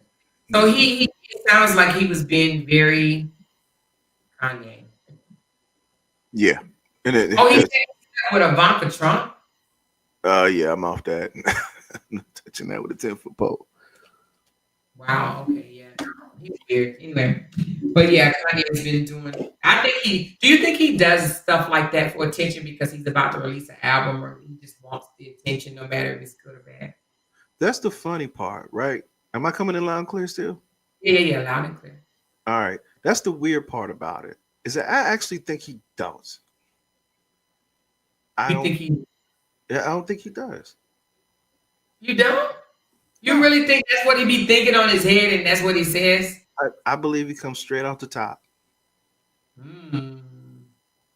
And that's why I leave it alone. I just leave it alone. I leave it right there. And some things I agree with it, some things doesn't agree with. But the one thing I don't do is I don't dwell on it. Okay. Oh wow.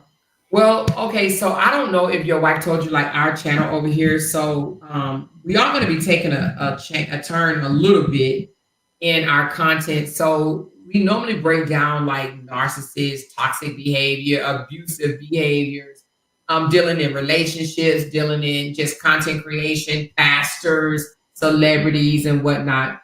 But I want to go a little further. I don't want to tell them yet. I want it to be a surprise to them, probably here soon. But that's what we normally do, and if we're not engaging in mess, right? And we try to steer from it, but it's kind of hard because that's just how we started off or whatever. And oh my God, anyway. But and you said your channel is going to be back about what now? Man, and to be honest with you, the channel the channel and the podcast just started off like just an idea of me and my friends going live for like an hour, like three of us just going live for like an hour, not even live, right? It was just FaceTime. And we were like, yo, this discussion actually has a lot of traction. And then we went on Instagram and we did it again. It was like, yo, I guess people don't mind listening to us. And then that's when the whole thing started. It just started picking up. And so I was like, all right, well, I got this kind of dream to build this thing and just let it go, right? Just let it just do my thing. But I just want other people to be able to film on, my set. Well, yes, people came in to film, but less people had this stuff together to come and film. So it was kind of like, people will congregate, but no energy was being produced. Right. So that's when I just was like, all right, well, let's just do bottoms up. Right. It's a evening thing. It's a late night thing where we having drinks. We're talking mess. We're telling stories. It might be the most debaucherous story in the world. It might be the craziest story, but it comes from real people with real ideas and real things and real situations that actually happen that want to get their story out, whether it's funny, sad, or glad, whatever. But it's just like, hey, we have a platform and we could actually produce something that goes somewhere. So, like I said, I built the cameras. I built the camera cases. I built the computer from scratch. And then I would love you to see the entire studio. I built it all and tirelessly. I just kept building. And now we're here and I'm here with you. Wow. Did you purchase your backdrop? I purchased both of my backdrops. So there's an actual different camera that goes that way. And then there's a this way camera that takes. You got three cameras. Yes, I have three cameras here. Then I have a walk around camera on a gimbal. For anyone that has a production manager that wants to focus in or get a specific view. And then the backdrops I purchased myself. The speakers, everything, the leather couches, the tables, everything's purchased. The channel mixer, the effects board, the keyboards, everything was purchased on me. The sound recorder, both 7-inch screens for each camera that turns back towards you. I had to build everything. You got a whole studio over there for real? It's a real studio. It is a real studio. 100% real studio. And it was crazy because I was like, man, I need to get my podcast off the ground. I was like, man, I'm just now starting off and I don't know what I'm doing. I just need to get this thing. So I was like, yo, I applied to film school and lo and behold, I got into film school. Okay. So that's pretty cool. So how long is film school? Film school is going to be like 24 to 36 months. And what is your goal to learn there? Cinematography. kind of to seeing how understand the focus of how the bread gets made, right? Or the end result of the bread, right? But I want to know the intricate details of how everything is put together. So how is a crew put together? How is a script put together correctly? How to make scripts attractive to certain demographics of people that have enough funds to bring your video or your movie to fruition. Certain things like that. It's the intricate details that we are left out of. And I said, all right, well, if I'm going to have all these cameras and I'm going to have this platform and I'm going to do all this, and I'm going to learn how go. to do it the right way. That's really how it went. Force guy. What was that? Just like an Air Force guy. But yeah, that's kind of how everything went. And lo and behold, it just worked out. So that's how I'm able to be here with you. And I would and listen, I would love to come on with you any day of the week. You just let me know. Yeah, I like male points of view on different topics. Like, I just like to see how, and then you're married, which is a good thing, because we do talk about a lot of relationship stuff here. You don't really have to talk about your relationship, but you could just put a male point of view on it, how, we see things and how I try to explain it from my point of view. But hey, you guys, would y'all love to hear a male point of view on some things, on some topics, things that we point out? Would you guys love to hear a male point of view? Would y'all love to hear from Still?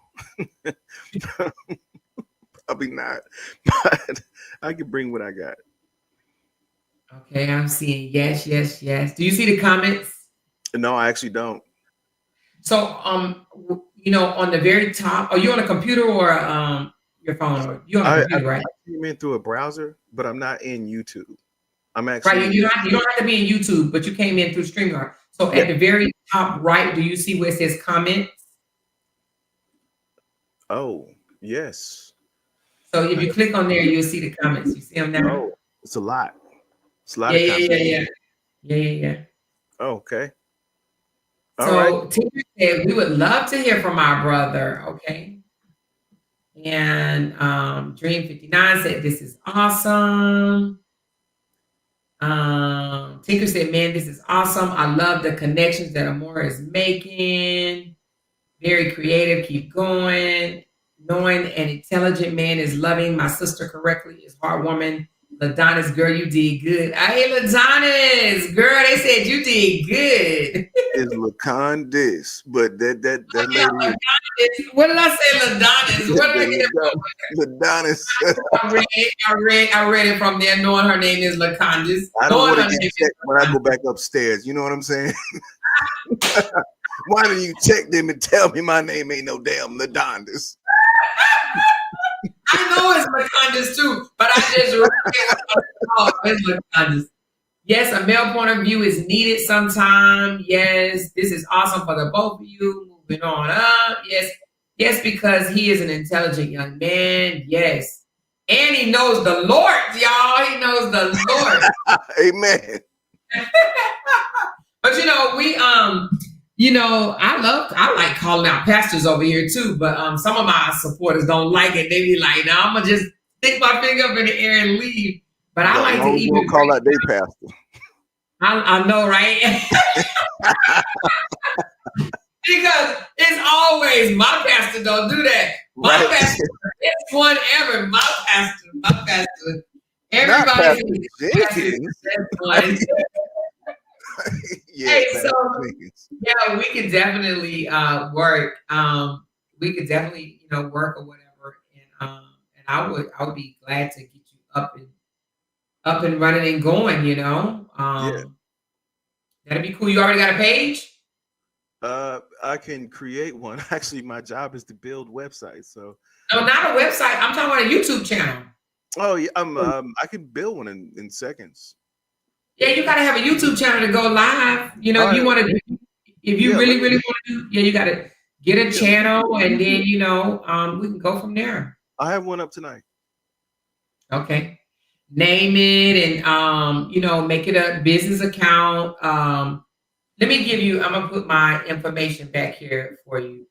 Okay. You see something that say private chat? Hold on, wait a minute. Private chat, yes. And nothing's in there yet. I'm still typing. Okay.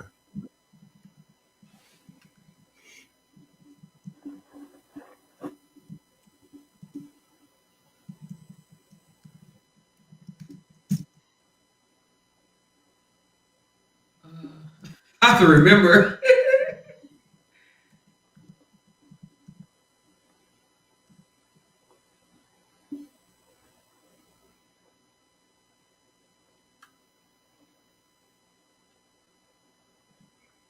Okay, you see I it? got you. I got you right here. So yeah, take a screenshot of that and text me, and I can get you up and running, and then we could talk on the back end about, like what's your thoughts and the direction that you want to go. Yeah. And yeah, we can get you up and going, and you can come on and be a guest, and we can bounce things off of you from male point of view. And then when you're ready to launch, you just let us know, and we'll be there. I got you. Let's do it. Let's do this. Yeah, let's do it. And another thing, I think this will also help my channel as well, because we got a bunch of haters on YouTube to think I hate men, and I've been married to a whole man I've been married 13 years. Will be 14 this year, but been with him, it'll be 17 this year that I've been with him, and they swear I hate men. It's not that I hate men, I just don't like manipulators, gaslighters, toxic men that try to take advantage of women and try to leech off of them and talk down to them and control them and stuff like that. I just don't like that. I don't like it out. And a lot of women don't even realize that they're in that type of toxic relationship until it's over. Yeah. And I think what's important is to understand what toxicity that you play in a relationship. Yes. Because we can do better too as women. We could do better too as women. So I think that this would be a good collab, we can learn off each other, and I'm sure that my audience will appreciate it coming from a man point of view. And my audience and my haters too, honey, because they're gonna forever take a seat in my crowd. And just know you might have some haters too. And that's cool. And that's cool. The greatest thing that Cat Williams said, if you don't have haters, you ain't doing something right. You better know that. I try. Listen, haven't I told y'all that? Haven't I told y'all that? Yes. That is so true. Haters, you ain't doing something right. If somebody is not hating on you, if you don't have at least one hater, you are so right. You better not stop at what you're doing. That's right. You are so right. And believe it or not, your haters actually help you grow. Because the more they talk crap about you, the more people want to know what is it that they're talking about. What is about this person? And they're going to go listen for themselves. And some people may like, oh yeah, I see what they're saying. I don't like this person. Or most people are going to be like, you know what? I don't see nothing wrong with this person. I'm going to tune in, I'm going to keep tuning in. And that's what has happened. They have helped me grow, believe it or not. Oh yeah. But and the greatest part about it is, you got to keep going, regardless of what a hater says. You got to keep going. And then if you're a real person, if you're about your business, if you're about growing, if you're about elevating, if you're about going to the next level, make that into motivation. That's right. Absolutely. That's right. Yeah. Turn it up. Turn that haterade into motivation. Yeah. And that's what I do. I believe it or not, I do. The more I hear, I'm gonna take her channel, I'm gonna get her kicked off. They say they're gonna get me kicked off of YouTube for a year and a half now. So it's funny to me. So, I just love seeing them try it, Yeah. Man, it's honestly fun to watch. It's fun to watch them try. Hold on. Exactly. Okay, I was about to say your sound went out. Well, I can hear you now. Yeah. So I wanted to make sure that I didn't miss anything that this person sent me. Critics of stereotypes, highlighting the mass incarceration.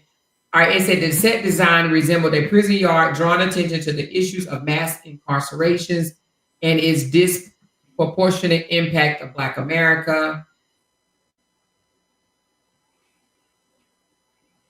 Oh, okay. So it said The performance not like us with the lyrics.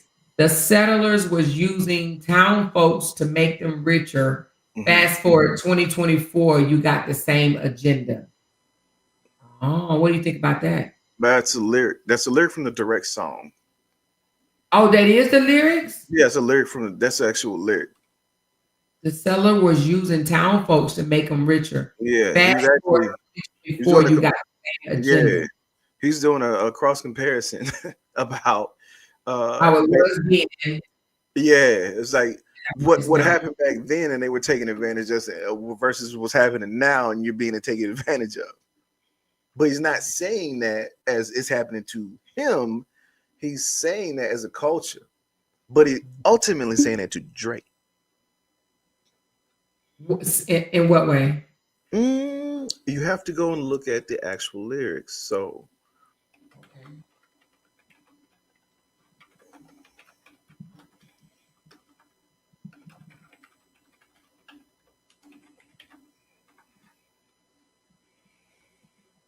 And Bing does not ever pan out to what you really are looking for.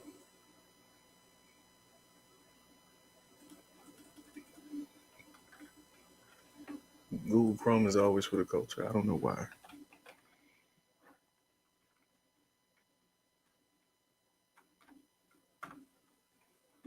hold on. I'm trying to pull it up.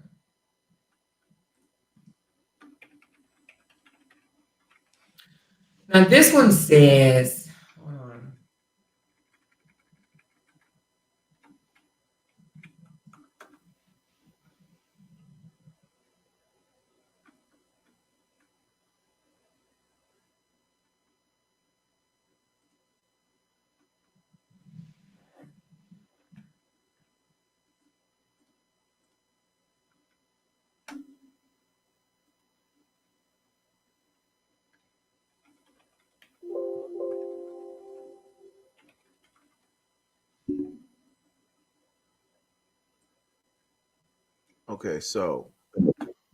Okay, so I didn't know that. I'm just reading. It says that even though he sung the song, "They Not Like Us," he left the P word out. I didn't know that. yeah, I wouldn't have never said that on stage. I would never said. Yeah, and that's what they were arguing about, though, right? That's what they didn't like, right? I mean, that's what Drake is suing for, right? No, that's no. That's not what. For him saying that calling him a P. No. The lawsuit is way deeper than that. Yeah, the lawsuit is very much. I think your volume just left us again. Okay. Well, right here it says until he comes back. Oh, I think he's coming back. Okay, I can hear you now. All right. Yeah, I didn't even know it says the removal of the word the P file. Yeah, so the law. Your volume just snapped again. Your volume just went out again.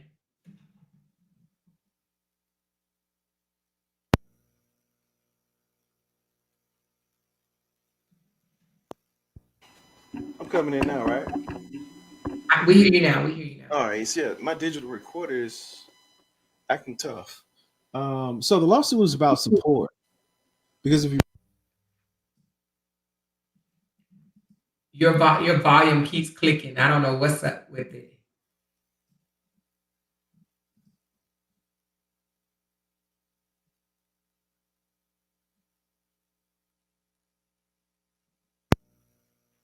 It said he replaced the word P file into TV off. Oh. Yeah, I wouldn't even know that he didn't say the word. So the lawsuit was actually a little bit. It just went out again. Is that your wife keep on flicking the volume off?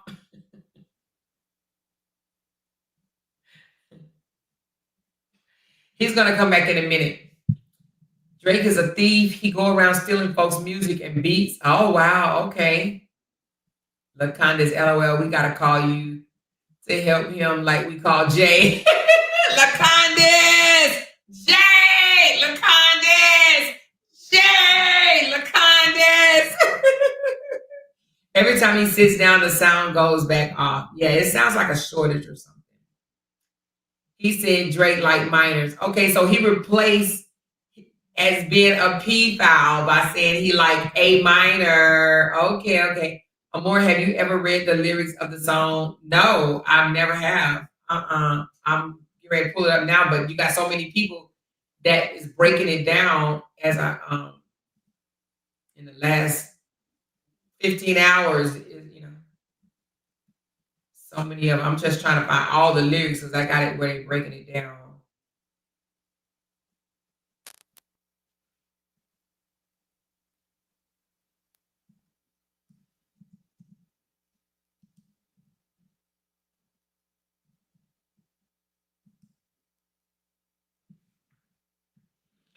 They not like us.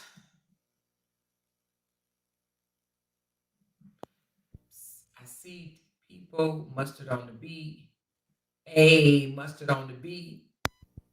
Debo, any rap ninja, he a free throw. Man down, call the amber lamps. Tell him breathe, bro.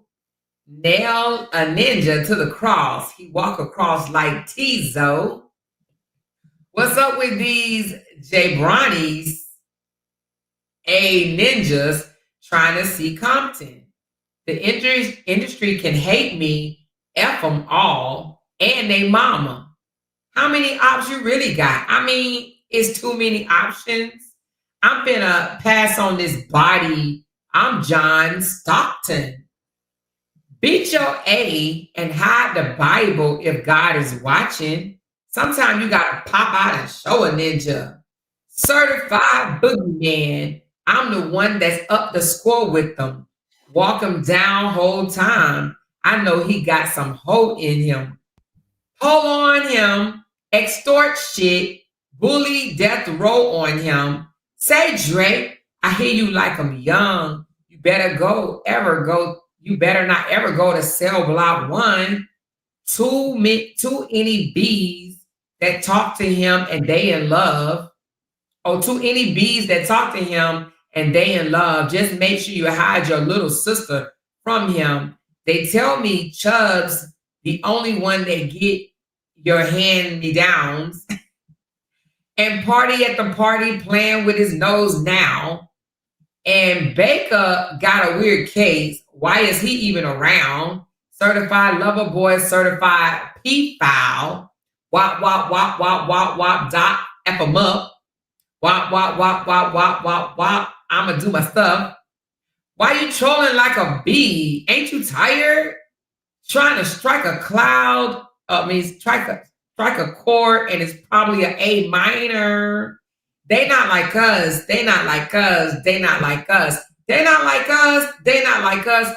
They not like us. You think the Bay gonna let you disrespect Pop Ninja? I think that Oakland show gonna be your last stop, Ninja. Did Cole foul? I don't know why you still pretending. What is the owl? Bird Ninja and Bird Bees? Go. The audience not dumb. Shape the story how you want to, Drake. Or hey, Drake, they're not slow. Rabbit hole is still deep. I can go further, I promise. Ain't that something? B-Rad stands for bees, and you Malibu most wanted. Ain't no way, or ain't no law, boy. You ball, boy. Fetch Gatorade or something since 2009. I had this bee jumping. Use a ninja, get a wedgie, be flipped over your boxes. What OVO for? What over for? The other vagina option? You PSSY? Ninja better straighten they posture. Got famous all up in Compton. Might write this with a doctor and tell the pop star quit hiding. F a caption, won't action, no accident. and I'm hands-on. He effed around, get polished, effed on Wayne Girl while he was in jail. That's conniving. Then get his face tatted like a bee, apologizing. I'm glad D-Ross came home. Y'all didn't deserve him neither. From Aldora down to Centra, Ninja, better not speak on Serena. And your homeboy needs subpoena. That predator moved in flocks. That name gotta be registered and placed on the neighborhood watch. I lean on you ninjas like another line of watch. Yeah, it's all eyes on me. I'ma send it up to Pop. Hey, put the wrong label on me. I'ma get you dropped. Oh, shit. Sweet chin music, and I won't pass whatever that say. Stop. I won't pass the ox chord. Ox. Yeah, hey, ox chord. how many stocks do I really have in stock? Oh Lord, that's long. I don't even understand any of that. But you have to understand the artist, right? And this is before I get on off here. And I got so many warnings to come on eat dinner. But but what you got to understand is this, he actually talks about it in another song, like you are the guy that got their chipped tooth by the reject, right? Who was the reject? So what he's trying to say is like, I'm a little guy and I'm chipping your tooth. How does it feel? And then if you understand some of the lyrics and how they come across, you understand he has nothing to lose with pushing the lyrics out the way that they are. Right? One, there's not a greater lyricist than him, hands down, right? He's coming from Compton, right? Compton, California. Let's talk about you seen California recently. Right. It's hot. And when it comes to the sun. Right? And you just gotta look at that. So when it comes from the perspective of a real lyricist, a real artist, he has nothing to lose. He will say whatever it is to bother your soul. And so a lot of what you see is almost like battle rap, right? Yeah.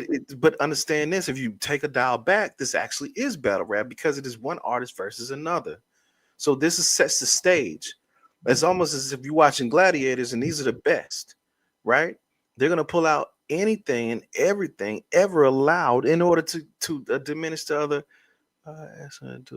Like Kendrick. They're gonna do anything and everything allowed to take out the other opponent. So the lawsuit with Universal Music Group was really about support. Really, it was really about support, and this is really going to make you trip when you fully understand full circles about the support, right? If one artist basically felt like Universal Music Group was supporting another artist way too much. Like way. So you feel like they were supporting Drake? I might say one artist felt like Universal Music Group was saying another artist was being supported way too much in the fact that they were being, they were having jabs taken at them.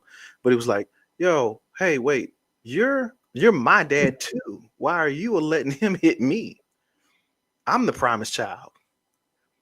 And we're like, well, not according to the ratings. Right? Right? If you ever understand a contract company, there's no loyalty to one contract company. Yeah, because they're under the same company, right? Ma'am, exactly.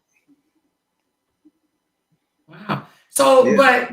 But the contract company is the one that wrote the song for Kendrick to sing. Negative. Contract company. No, Kendrick will probably never let someone write a rhyme for him. That's how good he is. It's like told me that somebody else wrote it. So yeah, Kendrick wrote that? Yeah, Kendrick not only wrote it, he probably freestyled it and it had it laid down in 20 minutes and sent out the same night in the studio.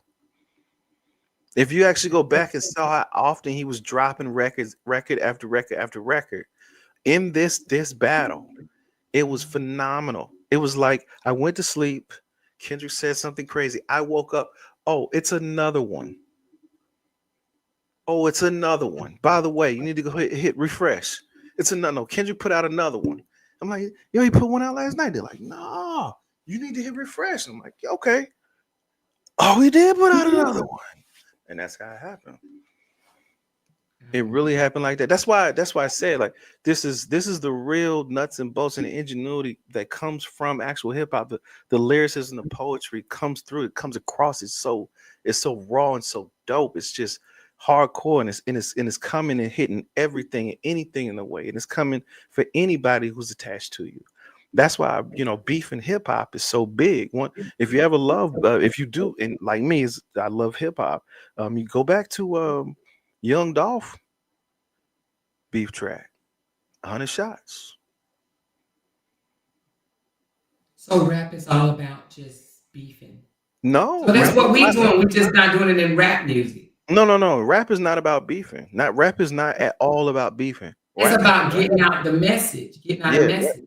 Yeah, rap has a story. Yeah, rap has a level that ends up in beef, right? It's just like a chapter in a book. It can go there, but it doesn't always have to go there. Sometimes it be a positive message, sometimes a negative message. But in our culture and in the hip hop culture, if there's a problem, it can come out in the lyrics.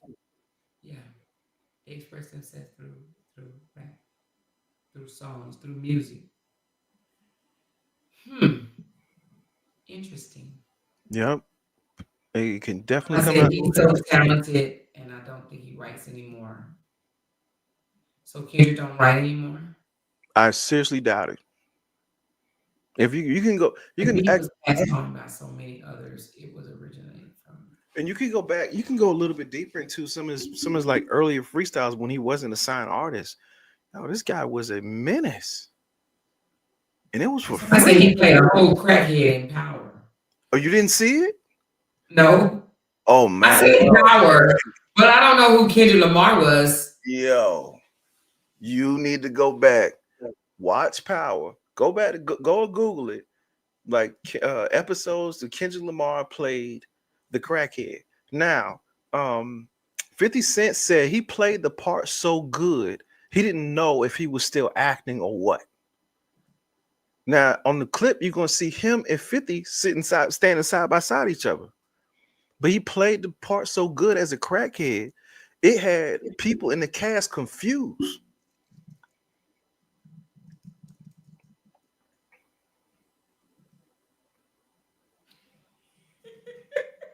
And you said, 50 said he didn't know if he was still playing the role. He did not understand because he played the role so well. He was like, "Yo, what?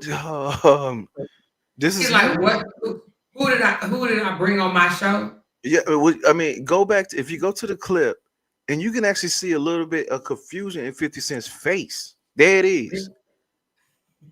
You can see the confusion in 50 Cent's face.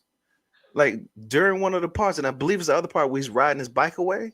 But you can see like there's a little bit of hesitation, confusion. Like, is this dude really?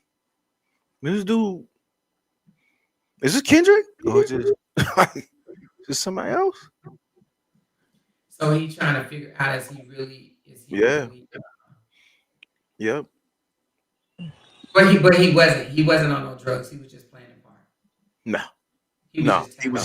He was so in tune with the part. He was just so engulfed with the part, and it just went well. It just meshed, and trust me, I'm a huge Power fan. So when I saw it, I was like, oh my god, like this is amazing. Hey Kim just came on the panel. What you got, Kim? Kim. Yes. What you got, baby? Hey chat, everybody. Hey everyone. Amora, what he's talking about is the Hold on, let me let Still know. Hey, Still, thanks for coming on. People in the audience are saying let you go ahead and eat with your family, and you have my number, you have my email, so yeah, you got it. So we can communicate, and whenever you want to come back on, you just let me know. 10-4. See you soon. All right, talk to you later. Okay, bye-bye. All right, what you got, Kim, baby? Amora, can you hear me? I can hear you. Can you hear me? Yes, ma'am, I hear you. So okay, what he was talking about, Amora, was Kendrick Lamar is a battle rapper from Compton, and with him being a battle rapper, Kendrick is like a poet. He uses lyrics and his lyrics are mainly like spears. You So know the neocortex. like if someone shoots off at Kendrick in the wrong manner, in the wrong Uh-huh. way, because Drake thought in his mind that Kendrick was just like him. So what And when you say just like him, you mean it in what way? like he meant like Drake thought mentally, physically, emotionally, spiritually was just like Drake. Because Drake is someone who comes from Canada. And with him being from Canada, he's not like Drake. I mean, not Drake, but he's not like Kendrick. Kendrick comes from the crack epidemic. He comes from where cocaine was put out in Compton. Okay. It was a drug place, Crips, Bloods, every type of gang you can think of in Compton that surrounds that whole entire community. Okay.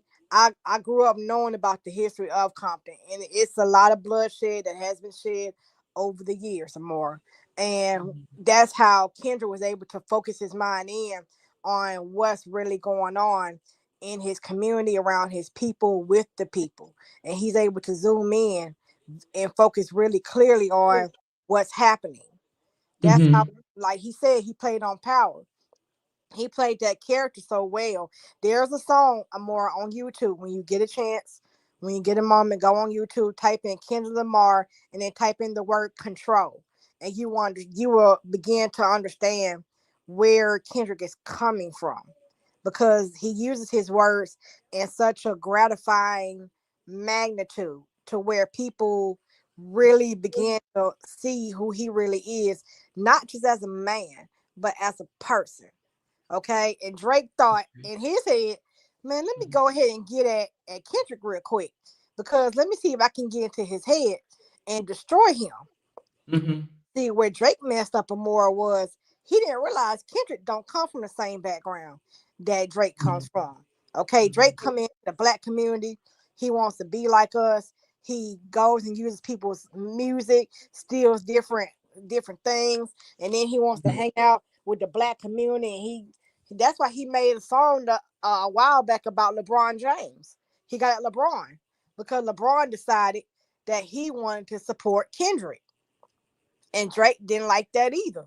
So that made Drake get into his feelings, and he started shooting off at different people based on him being who he is, because he figured, well, it's really not fair that, everybody is switching up on Drake, because Drake came out, he would make songs like, man, everybody's so cool with me. I'm so laid back in the cut. I'm not messing with nobody.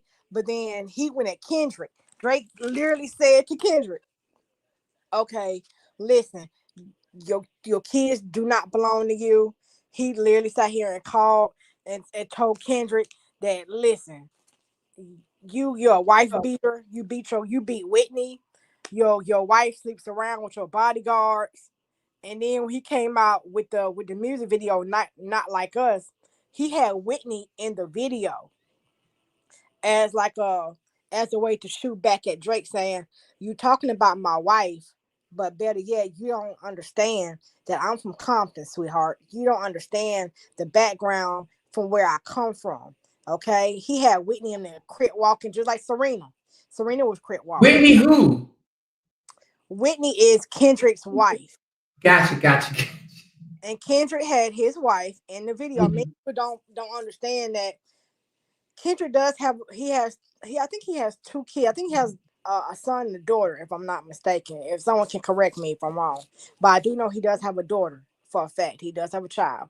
And Drake went at Kendrick about his children, saying, you need to get a DNA test because them kids do not belong to you. Them kids belong to one of your boys that you hang. Well, that ain't nice. Exactly. So that's why a lot of people are not. He has 2 kids. He has 2 kids. And that's why when Drake went off, Drake said, well, you beat your wife. You over here abusing people. But then here come Kendrick. Drake was literally poking the. So Drake started it, is what you're saying. Drake started and Kendrick finished it. That's when you saw the word in the video where it said game over, it was letting Drake know, hey man, this is over with. Stop coming at me. Stop talking to me. Stop talking about my kids. Stop talking about my family. Because you want me to keep coming at you, I can do that. I have records for days to put out on you. Because a lot of people ain't who follow you, Drake, do not like you. A lot of people that are in your little groupie, people that follow you around like your bodyguards and your people, do not like you. You're hanging around. There's a video on YouTube. Type in on YouTube, Drake talks to a minor on stage. Where the minor part comes in more is where when Drake was on stage, there was a girl that Drake was talking to, and he wasn't sure of what the age of the young lady that he was speaking to as he was on stage with this young lady. He didn't know her age at all. When he asked this lady what her age was, and she told him, he was like, oh crap. A lot of people gonna get here and say, shit, man, you messing with a minor. That's where that came from. Oh. Because a lot So of how a minor as far as how old was she? I think she was like 13, 14 years old, but she looked like she was 20, 21.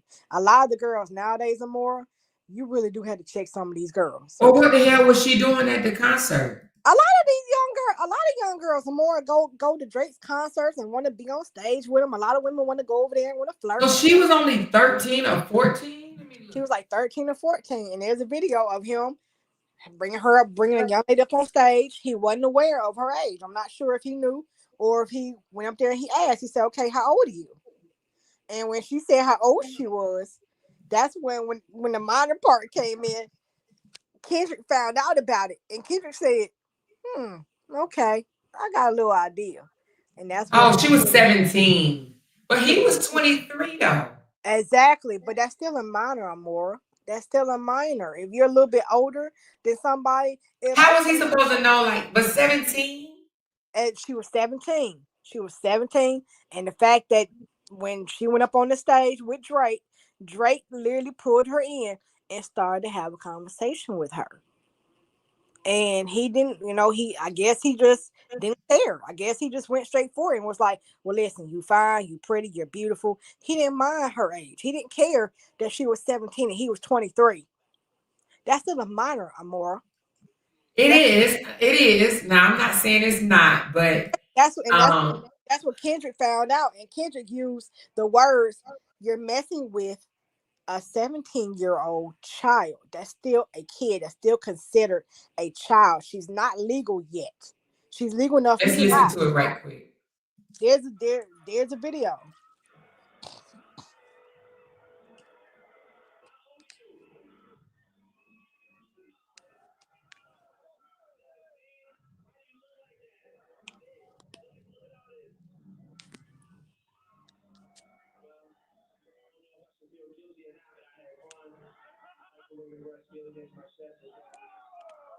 Also, he was already rubbing on her chest before he knew her age. Exactly. He was touching on her. God. He was touching on her before he knew her age. He didn't care how old she was. That's when the video Not Like Us comes on. When you get a chance, type in Not Like Us video and you'll see like little dots on the screen. So hold on, let's go back. He was touching on the 17. So he was rubbing all over her breast before he found out her age. Yes, he was messing with the 17-year-old and didn't care because some of these women out here do look like they're 20, 21, 22, 23 years old. Oh, wow. But I wonder why she go up on the stage. But they need to start vetting these people before they just bring them up on the stage. Right. And they didn't check her. They didn't get her ID. They didn't see how old she was. They just let her up on the stage and they said, okay, well, let's go ahead and see, what this young lady's about. Drake got up there and started touching all over her, feeling all over her. And he's like, look at you. After finding out she was 17, he's like, look at you. I should feel guilty, huh? Like that when Kendrick found out about that. He said, why you look like that? You thick. That's what he said. Hold on. Mm-hmm. A lot of men now. He said, look at all this. A lot of men are more like young women. They don't care how old girls are nowadays. He said, I don't know if I should feel guilty or not, but I had fun. Damn, Drake. Drake likes young women. And that's why when Kendrick caught on to it, Kendrick used those words and said, bruh, you messing with a minor. That's Oh. where A minor came from. That's what you hear. Oh, Lord. But So how he gonna sue when what? no, he didn't sue Kendrick. He sued UMG because he wanted to put out the false narrative that UMG was pushing Kendrick's music more than they were pushing Drake's music, because Drake felt like his music was not being pushed out there in the mainstream world. Okay, that's what he felt threatened. So when Kendrick came out here and Kendrick said, bruh, it's about to be game over for you. I'm finna bury you. I'm finna leave the show with sitting in your headstone. Keep playing with me. I'm gonna murder you on sight. That's so when you hear Kendrick say a minor, that's where that comes from, Amor, because he found out. Kendrick said, sweetie, there's videos of you on YouTube messing with. It is. There's several videos of Drake messing with young women. Then, Amor, when you get a chance, type in the words "Not Like Us" by Kendrick Lamar. Before the video starts, you will see a couple of dots, a couple of specks on the screen that will come up. And when you see the little dots come up, what those dots represent are, I'm not sure if anybody on the chat, hey chat, has anyone seen those apps where it tells you where the pedophiles live in your neighborhood? If not, get a chance, check it out. I'm telling you, it is a real thing. You're talking about this video?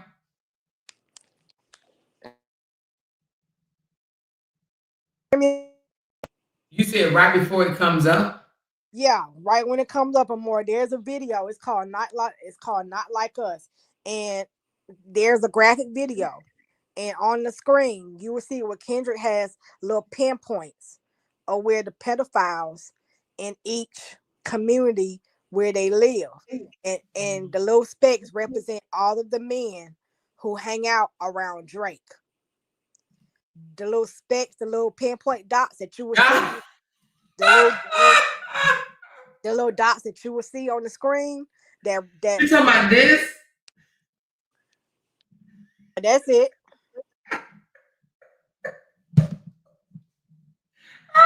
Isn't that Drake's house?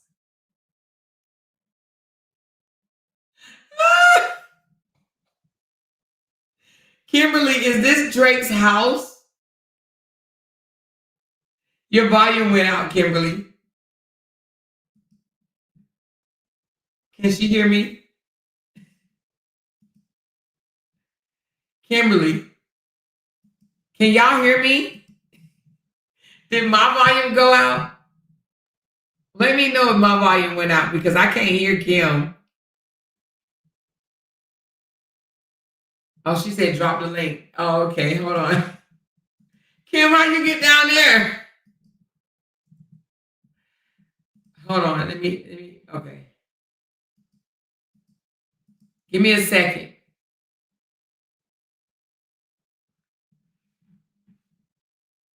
Okay, I just dropped the link. Can y'all hear me? So this is Drake house. I can see why Drake is so mad. Oh my God. I can see why he is so mad.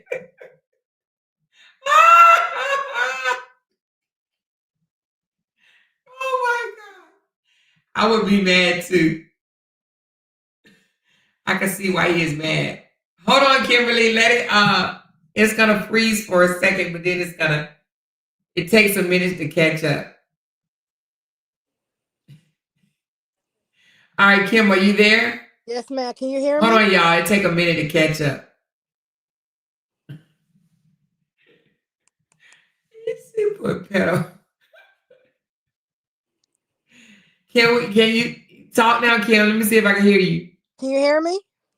Can y'all hear Kim? Look how many views it has or more. Can you hear me? Oh my God. 195,576,247. Damn, almost 200,000. Almost 200 million views. Oh, I can see why Drake is mad. Kim, are you talking, baby? Because I can't hear you. She said, I am behind a rapping funny. This live show is great. What? She talking about I was rapping. We hear both of y'all. Don't think Amora can hear you, Kimberly. Oh, no, I can't hear you, Kimberly. So let me go out and come back in. Hold on. I'm sorry. Hold on.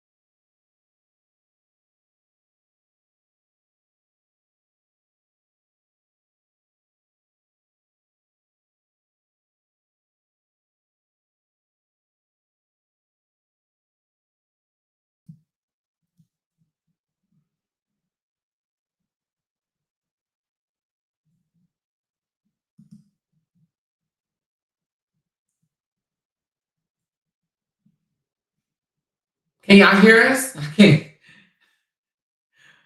Hold on. It's freezing all the time. Let me know if y'all can. Kim, can you hear me now? I can't hear Kim. Oh, I can hear you, but it looks like you added to the stage 3 times. Can you hear me now? Can you hear me? Oh, yeah, I can hear you, honey. Okay, but the little dots are more represent the pedophiles that hang around Drake.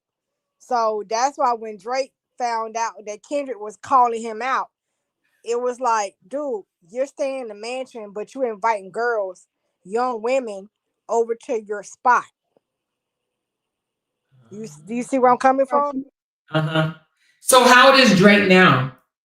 Drake is what 29, I want to say, almost 20. Oh, okay. Should be almost 30 almost, because he was 23 there on the video when he was messing with the young minor. He was 23 and she was 17. Mm. So when Kendrick came back with that spear throw and he said you're messing with minors, meaning the place where Drake stays, they do the same parties like what Diddy used to do. Diddy used to have minors at his party. A lot of folk don't know that. Mm-hmm. Diddy was messing with minors. He messed with me. I think a lot of people know now. A lot of like literally what Drake is doing now, Diddy did. Diddy has a leaked video, a leaked audio video, a matter of fact, that's on YouTube of him messing with Meek Mill. It's literally on the internet for What Diddy was messing with Meek Mills, it says Drake is 38 years old. yeah. So he's 38. So this happened a long time ago. It happened a long time ago, but it's still happening anymore because you gotta realize Drake stays in the mansion. Any man that has more money than most men do, and you're inviting women over to your house, over to your crib, and you're throwing parties on a day-to-day basis, like Neo. Neo's another one. Neo be throwing parties and want to have fun and want to have girls all around, but Neo has kids. But Neo is sitting on his butt sometimes playing video games. But when he's not playing video games, he has women at his house dancing around on poles, just literally doing all type of freaky stuff.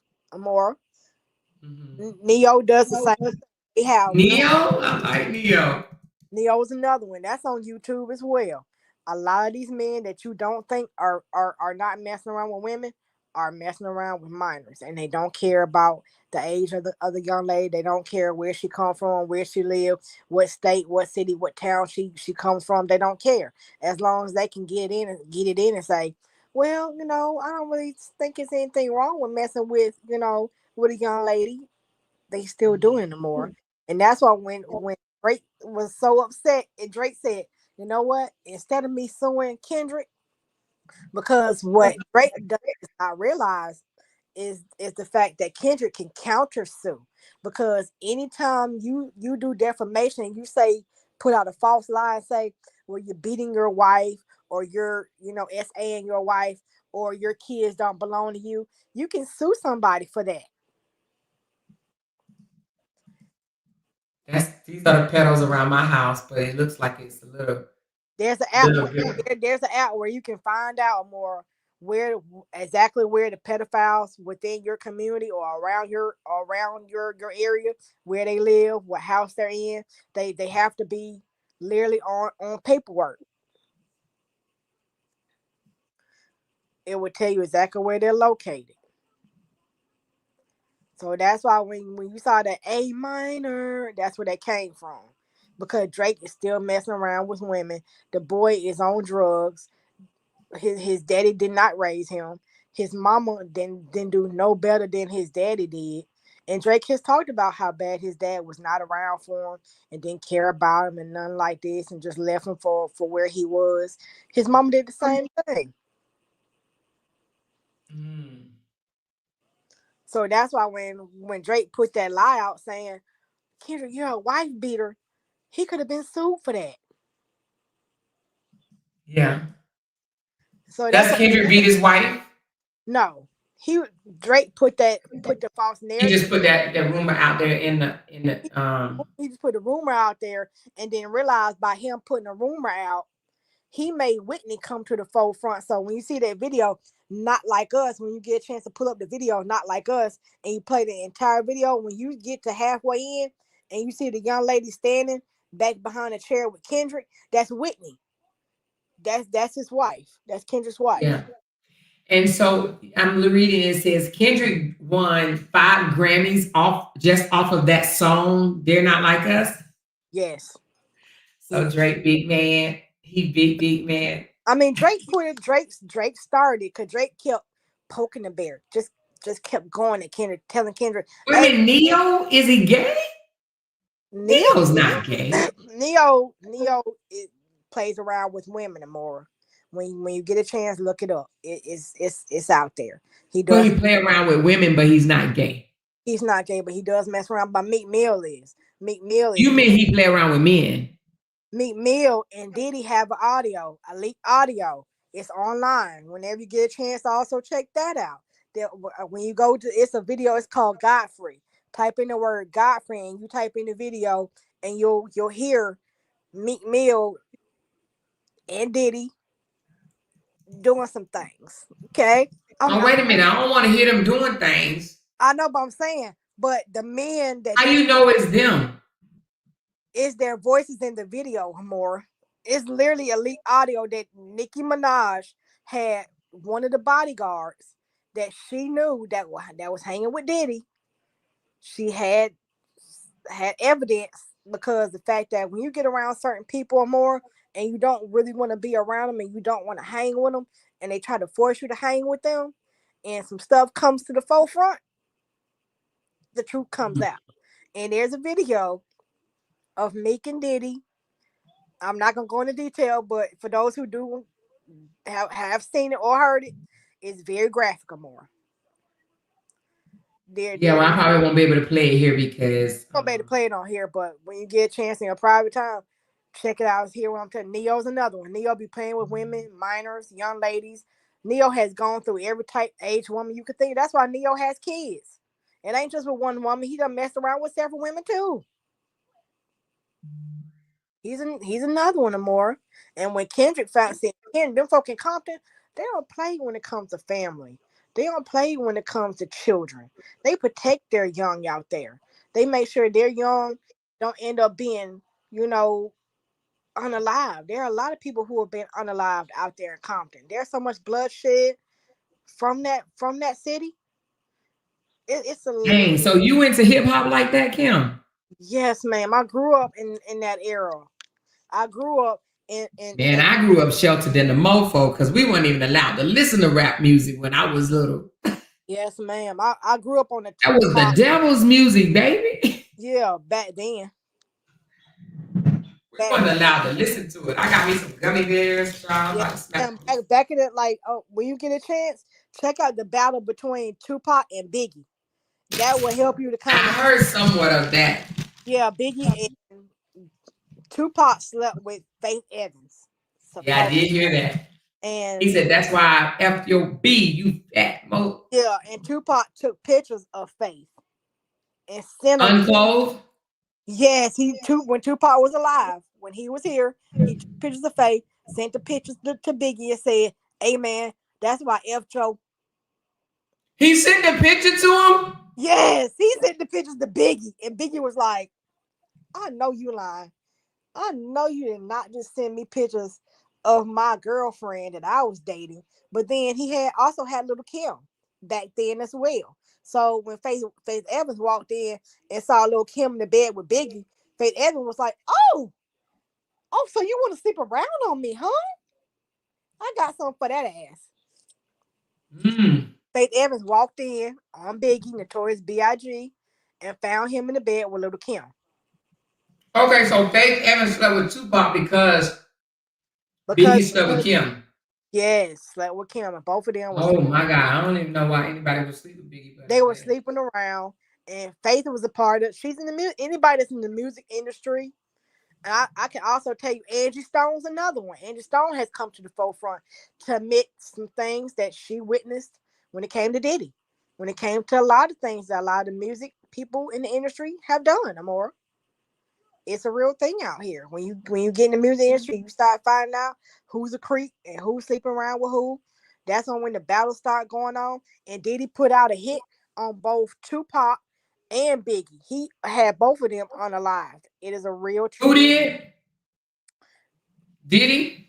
Yeah, Diddy put in the past. I'm a big hip hop person. I grew up in the era of NWA, which means it's niggas with attitudes, is what that really means. So when someone tells you what NWA means, they're from Compton as well. Ice Cube, Rennie, Eazy-E, he passed away from AIDS and HIV, but he got injected with HIV from Suge Knight. Suge Knight took a dirty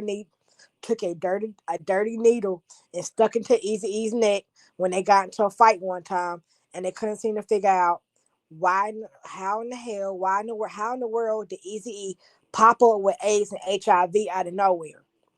Yes, they were messing with girls back then too. Cube had a girlfriend. Cube with the same woman that he been with since back then. The same woman that Ice Cube is married to with children right now. O'Shea is Ice Cube's daddy. The cute young guy that's in these movies now that came out from Straight Outta Compton. O'Shea is Ice Cube's son. So all of them grew up in the West Coast, East Coast lifestyle more. It's a whole battle out here between East Coast and West Coast. And that's why when Diddy found out about Biggie, he said, you know what? Because Biggie wanted to get out of being from up under Diddy's music label. Diddy wasn't paying Biggie. He wasn't paying none of his artists.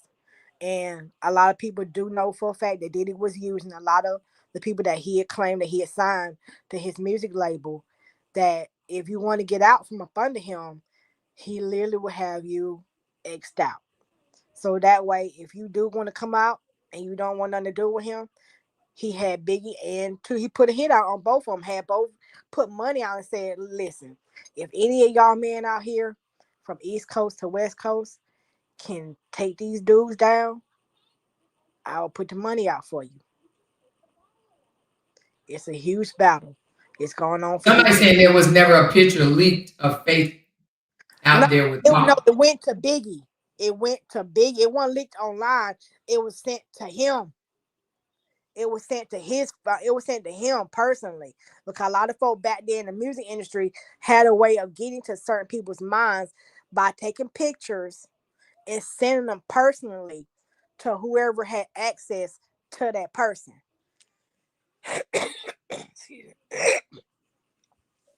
It got leaked to Biggie.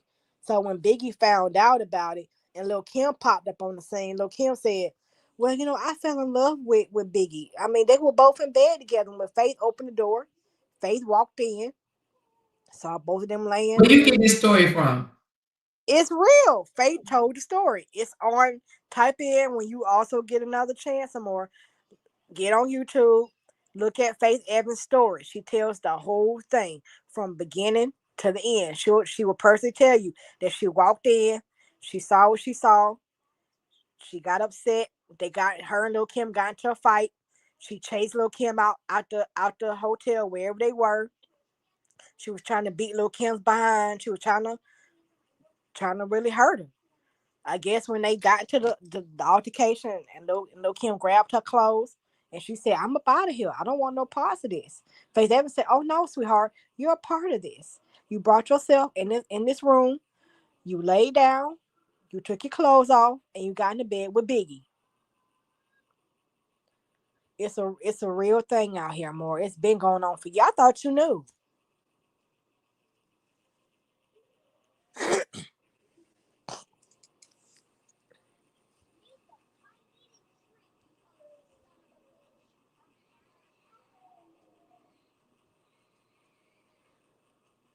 Do you see it?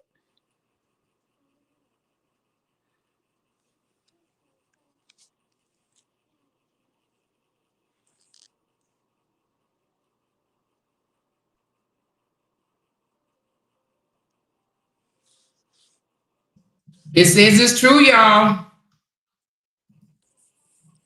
It said, yes, Tupac took a photo of Faith Evans, which was published in magazines and contributed to the tension between the East and the West Coast. Mm-hmm.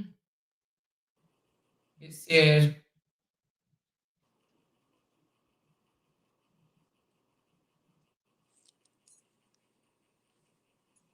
a photo of Tupac and Faith Evans was together, and it was published in a magazine. Yep. But I don't know if it was a naked photo. I think it was just a photo of them.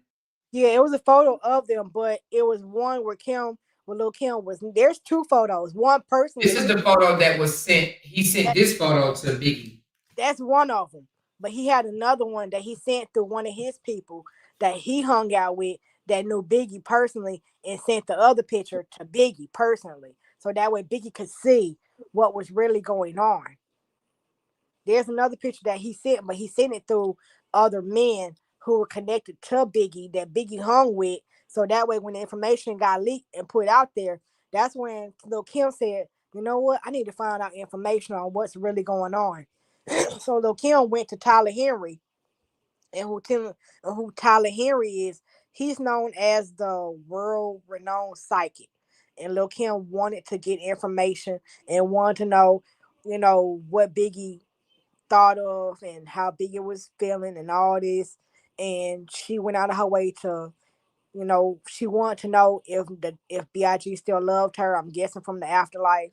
And Tyler Henry was able to give her information based on Biggie coming to the forefront and admitting in the afterlife that he still has connections to Lil Kim and still loves her. It's a real thing, Amore. This has been going on for years.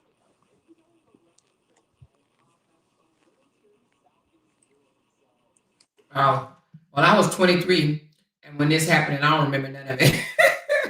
They just arrested a while back. They just arrested the person who they think, quote unquote. Don't quote me on this, but it's what I found out. There's a guy that one of the bodyguard snitched on, and they literally got him arrested because of the fact that he was involved in the takedown of Pop. But Diddy had put out a hit through a couple of the bodyguards and said, "Hey man, I'll give you $3 million if you shoot Tupac and you take Tupac out. I'll give you $300 million if you take Biggie out." He had both of them assassinated. Did you say 300 million? 300 million back then when the West to take who out? To take Tupac out. Diddy had. Do they still need a job done? Diddy put out a hit through the bodyguards. P. Diddy, Puff Daddy put out a hit back in the day. This is real evidence. It's been out here for years. He put a whole thing out there saying, "I will pay whoever if you can get the job done, if you can shoot and take down Pop, if you can take and shoot down Biggie, I will give y'all money."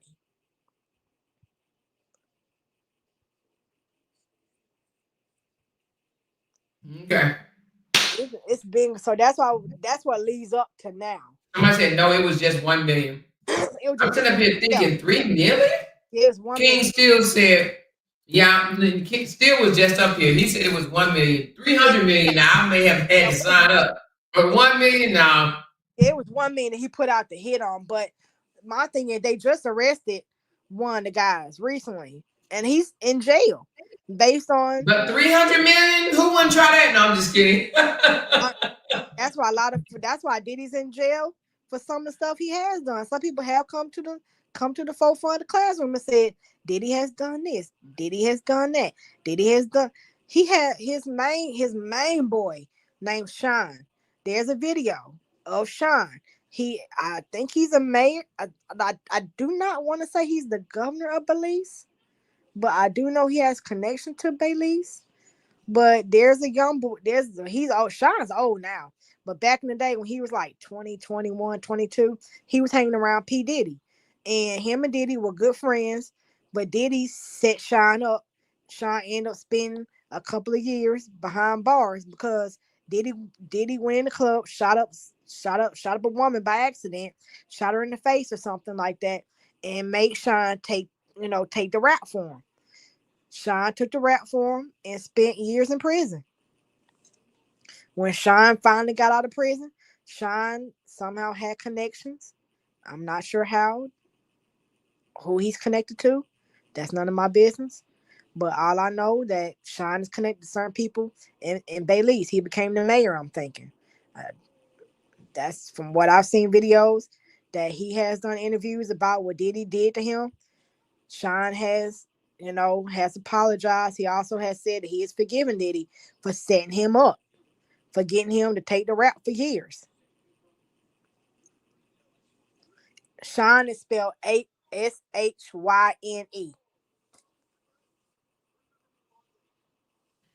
Well, girl, it sounds like you know a lot about that industry, baby.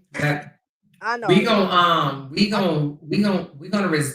end it on here about the hip hop anyway, but we're gonna talk about something else right quick, and then we're gonna jump off. Okay. But thank you so much, Kimberly, for coming up and giving us your insight. We do appreciate you, baby, so much.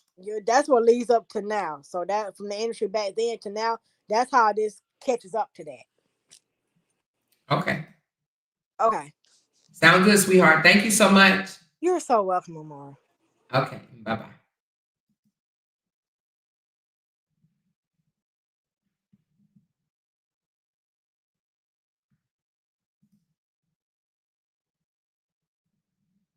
Hold on. King said, wait a minute, I'm trying to get the Stills comment. I just saw it. Where did it go? Oh. Still said, dude gets drunk and admits to the entire story. It was 1 million. Everyone else in the car said they couldn't do it. So he was handed the gun.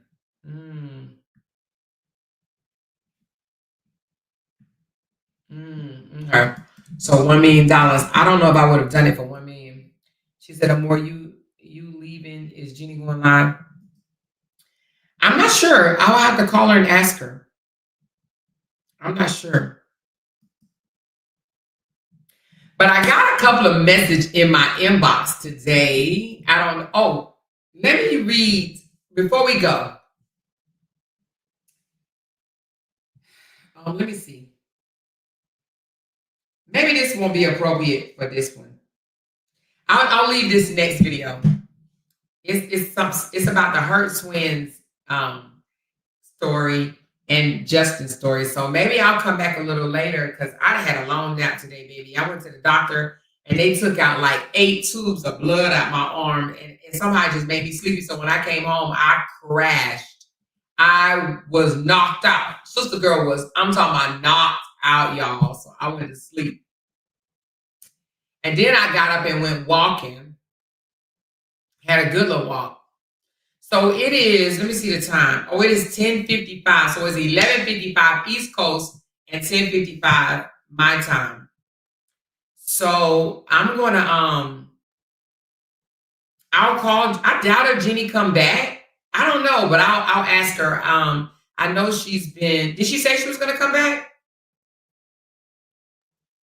Did she say she was going to come back? I want to put out the little information that I found out about the Hurst twins' dad. And, well, we can go ahead and talk about it, y'all. Let's go ahead and talk about that while we're on here. So the Hurst twins, baby mama put out a statement, okay? I'm going to read you guys the statement that she put out. Well, let me just put both of them up because they posted a photo as well, an updated photo, because, you know, he definitely want people to think that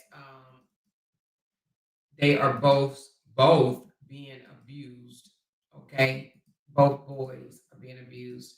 So she made a statement. And in that statement,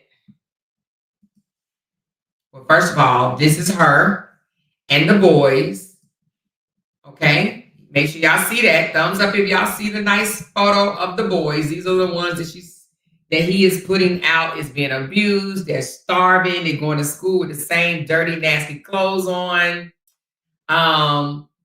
They're not eating, and they're malnutrition and all of that. All right. So y'all see that, right? Y'all see that. Okay. So now she wrote a statement because, you know, she's sick of him, right? So she says, one thing I refuse to do is go back and forth with the miserable. You want to keep lying on my name, then you go right ahead. Whatever helps you sleep better at night.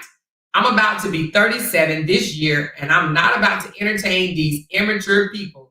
Believe what you want at this point, plain and simple. I'm not clearing nothing up. I don't care to clear it up. God has been stepping in and showing out for me through everything, and that's why I will always come out on top. Despite what people think about me, God sees all and he knows all. Thank you, God. You've always been in my corner, okay? So, for those that may not know what I'm referring to, y'all know the Hurt twins' dad has went on a tour, a dedicated tour, to say that the system, the government, the judges, the attorneys, the therapist, the counselor has fraudulently, she said, Amora, scroll down on that page and show the latest picture of the twins. Is this not the latest? Hold on, let me go back. But so basically, she's saying, what else getting at? He's saying he's going on a tour saying that the kids are being abused. He is telling these people this, and he's saying that the judges, the attorneys, the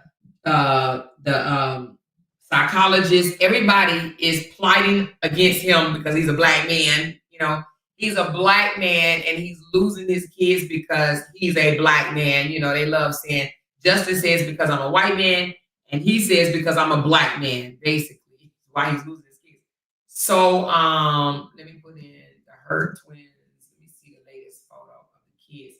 But that is, so he has definitely been going around with the same old sad story and asking for money. Oh yeah, I think I put this up. Oh yeah, let me show this. I did see this. I don't know what made me not put this one up too. This is the latest pictures of them. Thank you for telling me that, because you know what, I did look at it and I don't know why I didn't put it up, why I didn't grab it. But these are the latest photos of the twins. But these are the ones that's supposed to be mistreated, okay?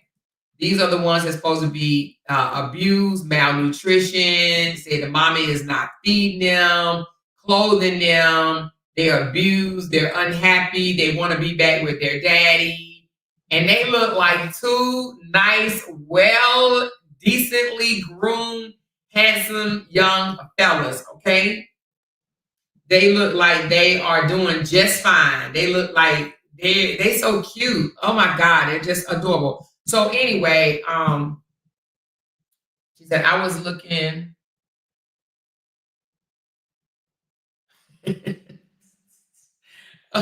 You got $20. You got $20 is funny, whoever that is. But anyway, so these are the boys, and they do not look anything like this man is out here telling people. He's out here telling people that these kids are starving, malnutrition, homeless, having to be left at home by themselves, just a whole bunch of stuff that he's telling people. But the malnutrition and the wearing the same clothes every day and they unhappy and want to be with him, that's what got me. But he does have some people believing this nonsense, y'all. I think it's absolutely insane that they are believing this and they're getting on the mother and don't even know the whole story. They're literally out here mad at April when April didn't do nothing but use the court system. And what people don't understand, what I don't get is, again, and I think I've said this many times, the judges just did not take April's word, okay? The attorneys did not take April's word. The CPS workers did not just take April's word. They had to look into this and thoroughly investigate, okay? And they did that and came up with her being the better parent for the children, for the boys, okay? That's it, that's all. But of course, we will continue to we'll continue to follow this. We'll continue to find out what's going on because, another thing, y'all, this man is literally telling everybody, which I find is so manipulative. He's literally telling everybody, listen, I promise y'all we will get the boys home. What? Matter of fact, not even just get the boys home, but they'll be home soon. Have y'all heard that? I'm just letting y'all know the boys will be home soon. The boys will be home soon. The boys will be home soon. So he's literally out here telling people that the boys will be home soon. Mind you, they have closed the case. They closed the case. And he's still telling people the boys will be home soon. But the reason why he's telling them that is because he still wants them to send him a slice of bread. Okay? He wants that bread. This is absolutely insane.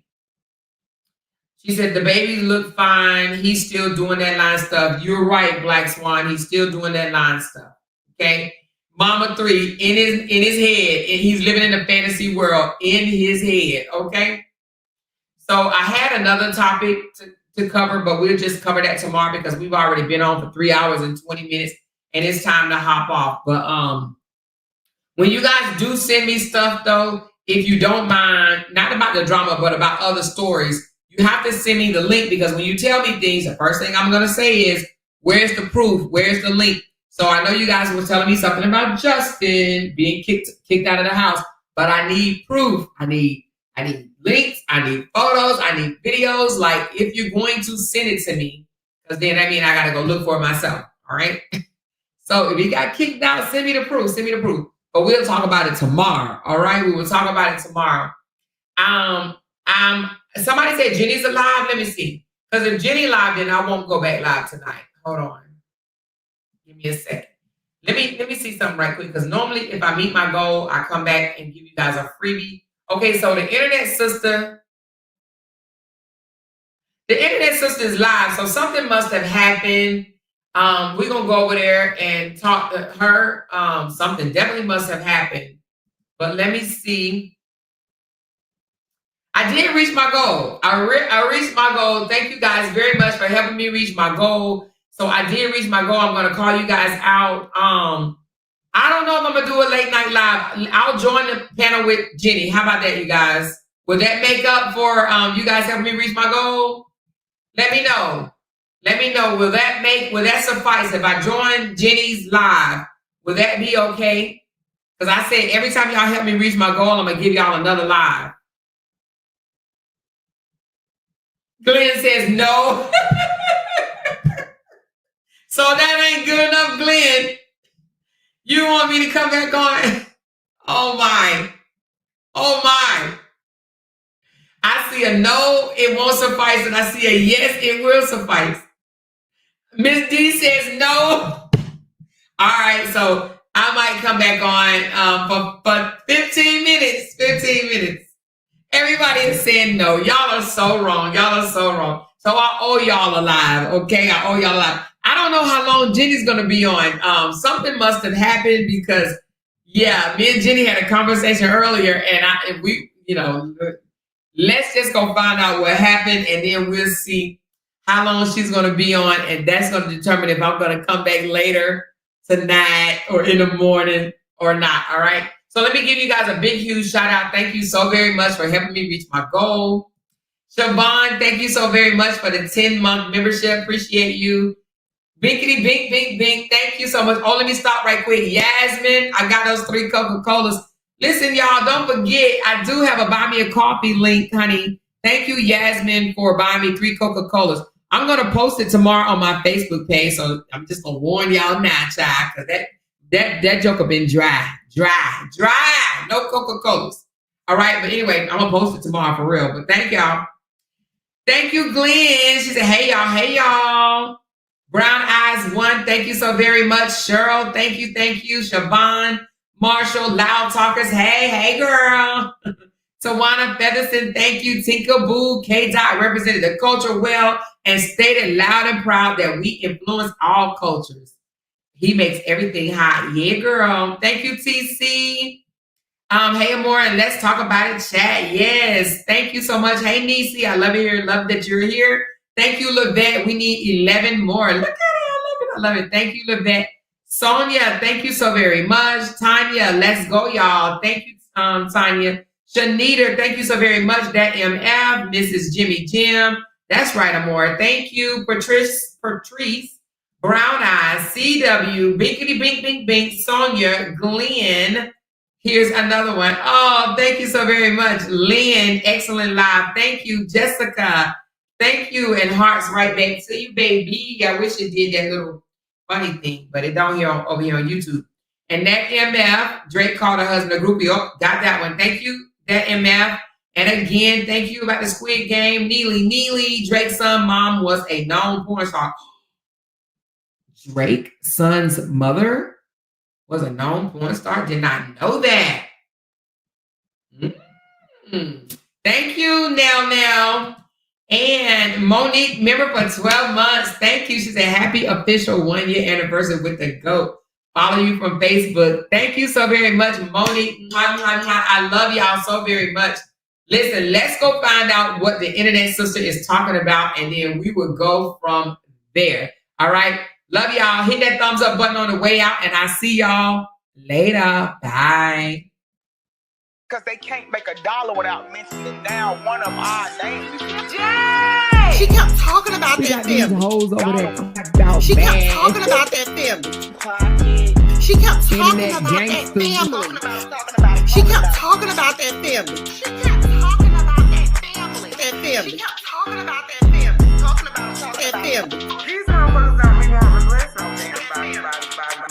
Because they can't make $1 without mentioning down one of our names.